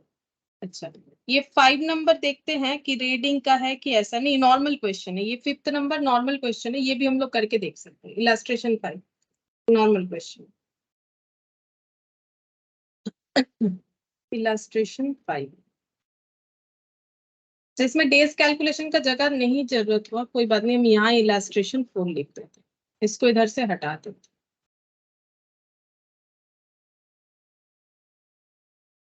यहाँ पर करेंगे इलास्ट्रेशन 5। अच्छा, इसमें देखो क्या बोल रहा है। From the following particulars make up an account current to be rendered by S Dasgupta to A. ठीक है, A Haldar at 31 December, interest rate 5% per annum assuming 365 days. अब यहाँ पर देखो कुछ मेथड नहीं बोला है। जब नहीं बोलेगा तो हम लोग अपना सबसे बेस्ट मेथड चूज करेंगे, प्रोडक्ट मेथड, और फॉरवर्ड से डेज कैलकुलेशन करेंगे। तो अब यहाँ पर हम लोग फॉर्मेट बना लेते हैं। A Haldar in account current with mister S Dasgupta, interest to 31 December 2000, 31 December 2019-20 कुछ भी तो नहीं बोला है। ईयर, ईयर तो पता नहीं है। यहाँ अपने मन से सोल्यूशन में 19 लिख दिया, यहाँ तो मुझे कहीं भी 19 नहीं दिख रहा है। चलो 19, फिर इन लोगों ने 19 ही लिखा होगा, वहां क्वेश्चन में नहीं दिया है, तो अभी हम यहाँ पर 19 लिख देते हैं। तुम लोग को क्वेश्चन में दिया होगा तो ही लिखना, क्योंकि यहाँ सोल्यूशन है तो उसके हिसाब से मैंने भी 19 लिख दिया। अगर तुम लोग को एग्जाम में ईयर नहीं दिया हुआ होगा तो इसको ब्लैंक रख दो, मत लिखो, क्योंकि हम लोग अपने मन से तो कोई भी ईयर नहीं लिख सकते। यहाँ पर सोल्यूशन था तो मैंने लिख दिया कि हाँ इन्होंने शायद 19 मान के ही क्वेश्चन किया। वैसे ईयर से तो हमारा कुछ ज्यादा फर्क नहीं पड़ने वाला। अब हम लोग को कॉलम बनाना पड़ेगा। अब देखो यहाँ पर बिल का बात है तो हम लोग को ड्यू डेट बना लेना चाहिए। ड्यू डेट बना लेंगे तो फिर बिल वाला लिख पाएंगे। तो बिल रहेगा तो ड्यू डेट बना लेना चाहिए, नहीं तो फिर पहले वाले क्वेश्चन की तरह गलत हो जाएगा।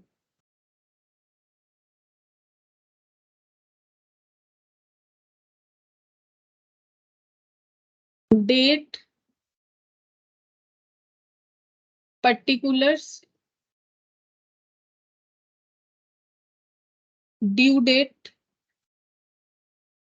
Amount, days, product.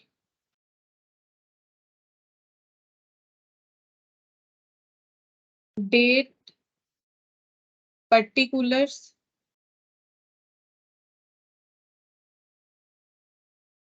Due date, amount, days, product.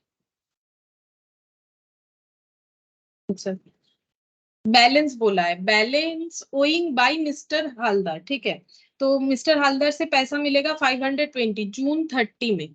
तो यहाँ पर लिखते हैं जून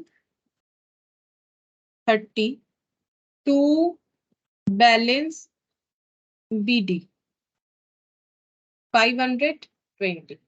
अच्छा, इसके बाद goods sold to A Haldar, तो ए हालदार टू सेल्स जुलाई 17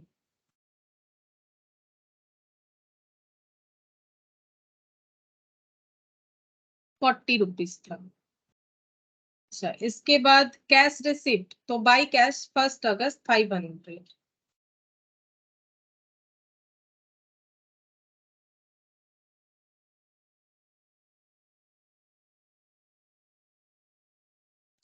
इसके बाद कैश रिसिप्ट हो गया, इसके बाद goods sold to A Haldar, तो 2 सेल्स अगस्त 19,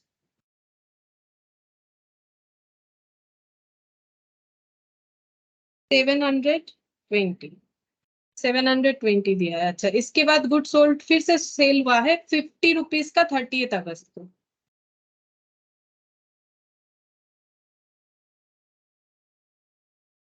50 रुपीज का। अच्छा, इसके बाद 1 सितंबर कैश रिसिप्ट 400 बाई कैश 400। अच्छा, इसके बाद A Haldar accepted Dasgupta's bill at 3 months date for 300, मतलब बिल्स ड्रॉ हुआ है 1 सितंबर को, तो 1 सितंबर by bills receivable 300।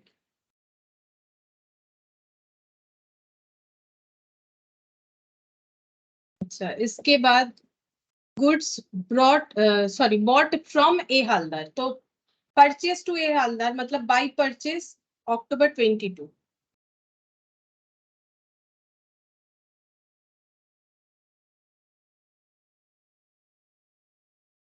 20 rupees, 20 rupees का।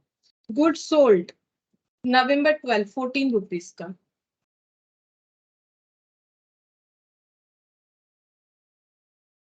14 रुपीज। अच्छा, कैश रिसीव्ड फ्रॉम ए हलदर, तो बाई कैश दिसंबर 14,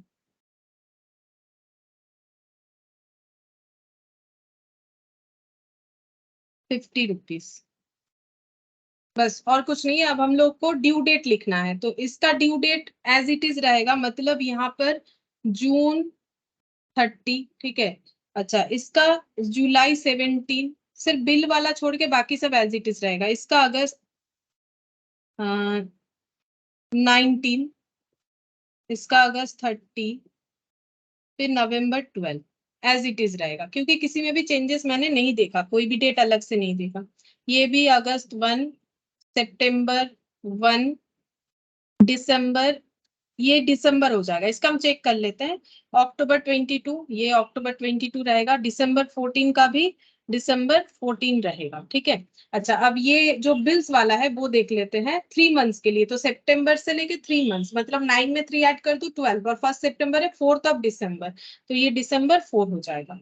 बस, अब हम लोग डेज का कैलकुलेशन करेंगे, फॉरवर्ड मेथड से करेंगे, तो हम लोग का यहाँ पर ये वाले डेट से लेके जहां तक हम लोगों का एंड हो रहा है स्टेटमेंट, यानी 31 दिसंबर तक, लेकिन ये ओपनिंग है तो ओपनिंग डेज इंक्लूड होगा। वैसे जून 30 डेज का होता है, 30 माइनस 30 करेंगे, यहाँ पर हम लोग का 0 हो जाना चाहिए, लेकिन जून का 30th डे, मतलब जो लास्ट डे है वो हमें काउंट करना पड़ेगा। तो जून का 30 जून मतलब जून महीने में एक दिन, ठीक है। जुलाई का 31 डेज, अगस्त का 31 डेज, सितंबर का 30, अक्टूबर का 31, नवंबर का 30, दिसंबर का 31, यानी 185 होगा। अगर तुम लोग जून का वो एक दिन काउंट नहीं करते हो 30 जून, तो गलत हो जाएगा, क्योंकि ओपनिंग बैलेंस है। ओपनिंग बैलेंस में हम लोग का जो है डेट इंक्लूड होगा, जो ओपनिंग डेट है, इसीलिए 185 इंटू 520, तो ये हो गया 96,200। अच्छा, फिर यहाँ पर जुलाई 17, तो 17 जुलाई होता है हम लोग का 31 का, 31 माइनस 17, ये जुलाई हो गया। अगस्त 31, सितंबर 30, अक्टूबर 31, नवंबर 30, दिसंबर 31, 167 डेज इंटू 40, 6680, 6680। अच्छा, 19 अगस्त, अगस्त 31 का होता है। अगस्त, सितंबर, अक्टूबर, नवंबर, दिसंबर, तो ये हो गया 134 इंटू 720, 96,480। अब 30th अगस्त, 30 माइनस 31 माइनस 30, अगस्त का एक दिन, सितंबर 30, अक्टूबर 31, नवंबर 30, दिसंबर 31, 123 डेज इंटू 50, 6,150।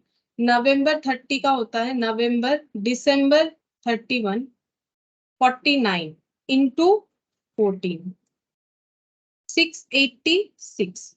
अब इधर चेक करते हैं, अगस्त 1 है, तो अगस्त 1 मतलब 31 minus 1, September 30, October 31, November 30, December 31. 152 into 500.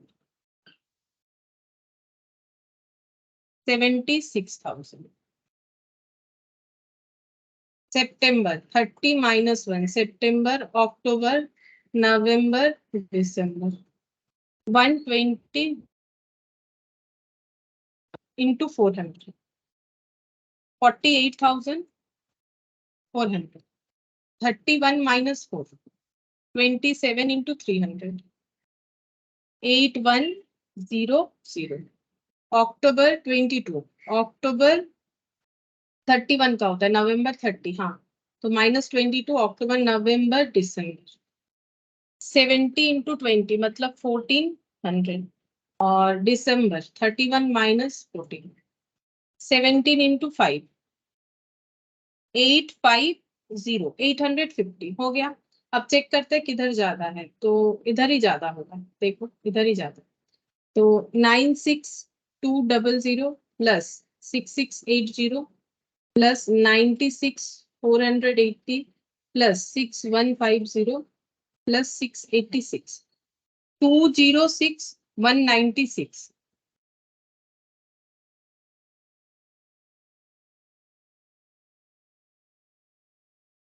206,196 minus करते हुए जाएंगे. -76,000 -48,400 -8100 -1400 -850.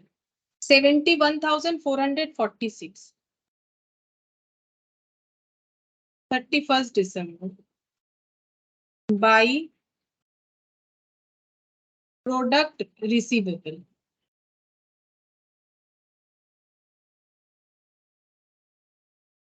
अब इंटरेस्ट लिखेंगे. To interest receivable.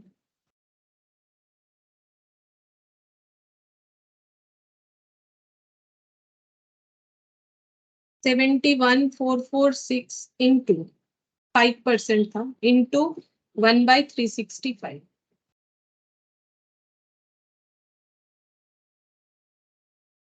9.7 मतलब 10 लिख सकते हैं अगर हम लोग चाहे तो.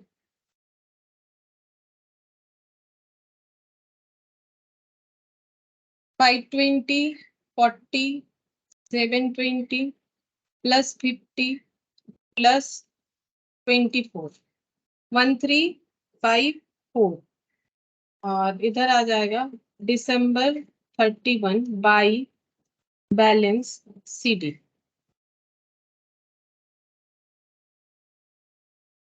$1354 minus 70 minus 900 minus 700. सॉरी गलत हो गया. 9 और 3 1270. अच्छा 1354 से 1270 लेस. ज्यादा किसी 500 प्लस 400 प्लस 300 प्लस 700. 1270 माइनस 1354. 84 आएगा. 84 रुपीज आ रहा है. वो मैंने ये बाद में लिखा इसलिए नेगेटिव में दिखा रहा है. चेक करके देख सकते हो जैसे मैंने बोला कि यहाँ पर टोटल डेबिट साइड कितना हो रहा है, टोटल क्रेडिट साइड कितना हो रहा है. ठीक है, तो 10 रुपए 74 होगा डेबिट साइड में ओवरऑल. नेट करके देख लो. 520 40 रुपीज 720 रुपीज 50 रुपीज और 14 रुपीज विदाउट इंटरेस्ट हम बोल रहे हैं. 1344 रिसीवेबल है. पेएबल 500 400 370. तो ये देखो 74 रुपीज देना था और 10 रुपीज एक्स्ट्रा इंटरेस्ट का, यानी 84 सॉरी मिलने वाला है. मतलब अगर हम लोग इनके हिसाब से बोले, क्या बोलते हैं उसे, मिस्टर दासगुप्ता के हिसाब से. ठीक है, करंट अकाउंट विद दासगुप्ता. तो यहाँ पर चाहो तो इन द बुक्स अब हम लिखना भूल गए, तुम लोग चाहो तो लिख लेना इन द बुक्स अब बोल के. ठीक है, तो ये इलास्ट्रेशन 5 भी हम लोग का हो गया. देखो इसमें सब एक ही जैसा क्वेश्चन है, फिर भी हम एक बार करवा दे रहे, कहीं भी तुम लोग का डाउट रहे बाई चांस, तो इसी वजह से, और कोई रीजन नहीं. इलास्ट्रेशन 6 ये देख लेते रीडिंग का है कि नहीं.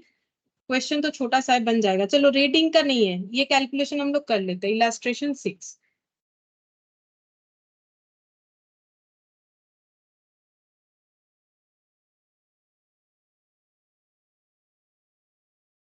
इलास्ट्रेशन 6 यहाँ पर बोला है from the following prepare an account current as send by A to B. तो अकाउंट करेंट जो है सेंडर कौन है? ए। तो B in account current with A, B in account current with A, interest to कब तक calculate होगा? Interest to 30th June 2020 at the rate of 6% per annum. देखो ये बोल दिया, कैसे करना है? प्रोडक्ट मेथड से करना है, ठीक है। कुछ बोला नहीं है तो फॉरवर्ड मेथड करेंगे, उसी से हमारा जल्दी होगा, ठीक है। अच्छा, in the books of, in the books of mister A B account, ठीक है। पीछे करते हैं अकाउंट, यहाँ पर हमारा जगह नहीं है तो पीछे अकाउंट करते हैं। अब देखिए ड्यू डेट का जरूरत है कि नहीं, कोई बिल्स है? हाँ एक बिल्स है 1 मंथ का, तो ड्यू डेट का जरूरत होगा कॉलम का, ठीक है।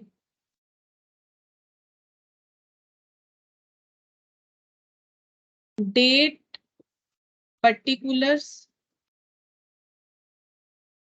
Due date, amount, days, product. Date, particulars, due date, amount, days, product. अच्छा देखो बैलेंस बोल रहा है 1 जन 2020, तो 2020 का होगा 1 जन टू बैलेंस बीडी। तो जैसे ही बैलेंस बोलेगा तो फर्स्ट वाला कैलकुलेशन हमें ध्यान से देखना पड़ेगा। लेकिन अगर ये बैकवर्ड करेंगे तो हर बार देखना पड़ेगा, क्योंकि हम लोग फॉरवर्ड करेंगे तो जो इस पे कैलकुलेशन आएगा बस वही देखने से हमारा चलेगा। 600 रुपीज, यहाँ पर 600 लिख दिया। अच्छा इसके बाद सोल्ड गुड्स टू बी, तो to sales Jan 11, to sales 520।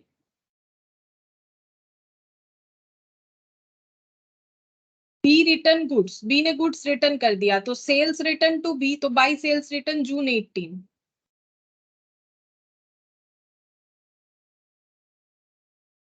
By sales return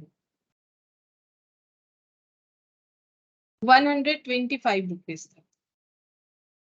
B paid by cheque 11th Feb को 400 रुपीज का, तो बैंक टू बी, तो बाई बैंक 400 रुपीज का। डेट था 11th ऑफ फेब। अच्छा इसके बाद देखते हैं फेब 14 में B accepted a bill drawn by A for 1 month, तो बाई बिल्स रिसीवेबल होगा। Feb 14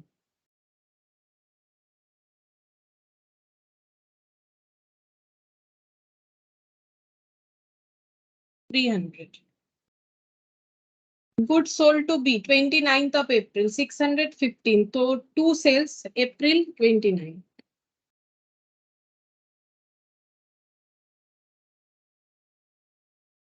615 rupees. और last transaction receipt cash from B May 15 by cash 700।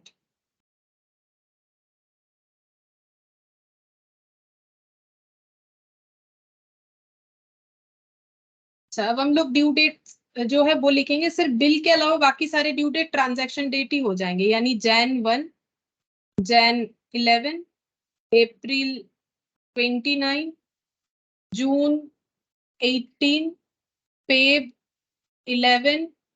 ये बिल्स का देखना पड़ेगा May 15। अच्छा फेब 14 से लेके 1 मंथ का, तो फेब 14 से लेके मार्च 14 और 3 दिन ऐड होने से 17th ऑफ मार्च होगा, ठीक है। ग्रेस डेज ऐड कर दिया। अब डेज कैलकुलेशन करेंगे, तो कब तक का कैलकुलेशन करना पड़ेगा, यहाँ पर लिखा था मैंने दिसंबर तक, 30 जून तक। अच्छा, 30 जून तक कैलकुलेट करना पड़ेगा। ये जैन है तो 31 माइनस 1 करना पड़ेगा, लेकिन ओपनिंग है इसीलिए 31, मतलब ये 1 तारीख भी इंक्लूड करेंगे। जैन का 1 तारीख के अलावा बाकी जैन में 30 डेज होता है, क्योंकि ओपनिंग है तो ये भी इंक्लूड हो जाएगा। फेब का हो जाएगा हम लोगों का 29 ले, क्योंकि ये तो 2020 है तो लीप ईयर है। देखते हैं 29 लेने से कितना आ रहा है। फेब मार्च का 31, अप्रैल का 30, मई का 31, जून का 30, तो 182 आ रहा है। हाँ, हम लोगों को फेब का लीप ईयर है इसीलिए हमें फेब का 29 डेज लेना पड़ेगा। तो 182 इंटू 600, 109200, ठीक है, 109200। अब देखो ये जो क्वेश्चन है ना, यहाँ पर हमें ये नहीं बताया 1 ईयर इक्वल टू कितना लेना है। और ईयर देखो, बाकी क्वेश्चन में अगर तुम लोग देखोगे ना तो एक चीज बताया है 1 ईयर इक्वल टू 365 कंसिडर करो, जैसे कि ये वाला क्वेश्चन, लेकिन इसमें नहीं बताया है। तो इसका मतलब हमें खुद से समझना पड़ेगा कि 365 लेके 366, तो वो तो लीप ईयर होगा कि नहीं उस पर डिपेंड करेगा, क्योंकि 2020 लीप ईयर है तो हम लोग 29 डेज लेके करें। इस पे नोट दे देना है लास्ट में कि हम लोगों ने इसको, क्योंकि 2020 लीप ईयर है तो फेब को हम लोगों ने 29 डेज कंसिडर किया, बस तभी होगा। अब नेक्स्ट हम लोग देखेंगे 31 जैन 11, तो ये 31 जैन, फेब का 29, मार्च का 31, अप्रैल का 30, मई का 31, जून का 30, तो ये हो गया 171 डेज इंटू 520, तो ये हो जाता है 88,920। फिर अप्रैल का 29, 30 माइनस 29, अप्रैल मई जून 62 इंटू 615, 38,130। अच्छा, जून 18, तो 30 माइनस 18, 12 डेज इंटू 125, 1500। ये जून है कि जैन है? जैन 18 है, सॉरी, ये जून नहीं है, ये जैन, ये जैन है। ठीक है, तो ये डेज गलत हो जा रहा है। 31 माइनस 18, फेब 29, मार्च 31, अप्रैल 30, मई 31, जून 30, 164 इंटू 125, 20,500। फेब का 29 माइनस 11, मार्च, अप्रैल, मई, जून 140, 56,000। 31 माइनस 17, मार्च, अप्रैल, मई, जून 105 इंटू 300, 31,500। मई का 15, तो मई 31 का होता है, जून 30 का होता है, तो 46 डेज, 46 इंटू 700, ठीक है, 32,200। अब चेक करना पड़ेगा किधर ज्यादा आ रहा है प्रोडक्ट, तो ये अमाउंट ही ज्यादा दिख रहा है मुझे, 1 लाख तक है यहाँ पर। 109200, 88,920, 38,130, तो 2,36,250, 2,36,250 June 30 by product receivable minus 32,200 minus 31,500 minus 56,000 minus 20,500, 96,050। अब इंटरेस्ट रिसीवेबल लिखना पड़ेगा, June 30 to interest receivable 96,050 into 1/365 into 6%, into 6% divided by 365, तो ये आ रहा है 15.78। तो यहाँ पर लिखते हैं 16, 600 प्लस 520 प्लस 615 प्लस 16 1751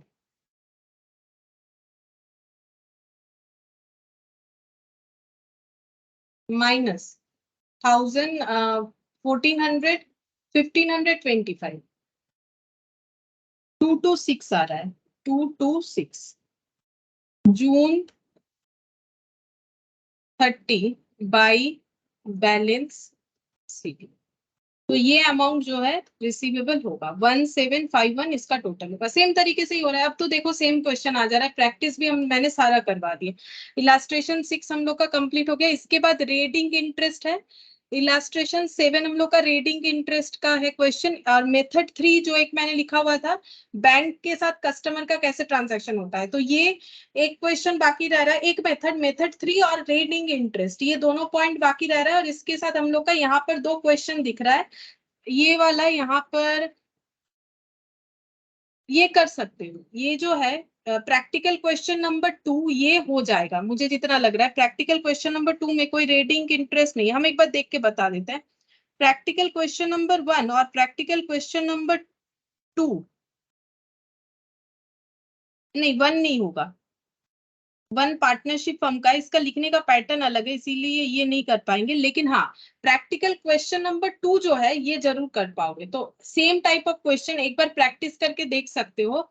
ये देखो होमवर्क दे रहे हैं प्रैक्टिकल क्वेश्चन का क्वेश्चन नंबर 2, ठीक है। ये हम लोगों ने अभी तक जो सीखा है उससे रिलेटेड एक क्वेश्चन ये वाला है। बाकी सारा क्वेश्चन हम लोग का जो फॉरवर्ड बैकवर्ड, और तुम लोगों ने देखा एक ही बैकवर्ड मेथड से क्वेश्चन था। मैट में भी एक ही बैकवर्ड मेथड से क्वेश्चन था।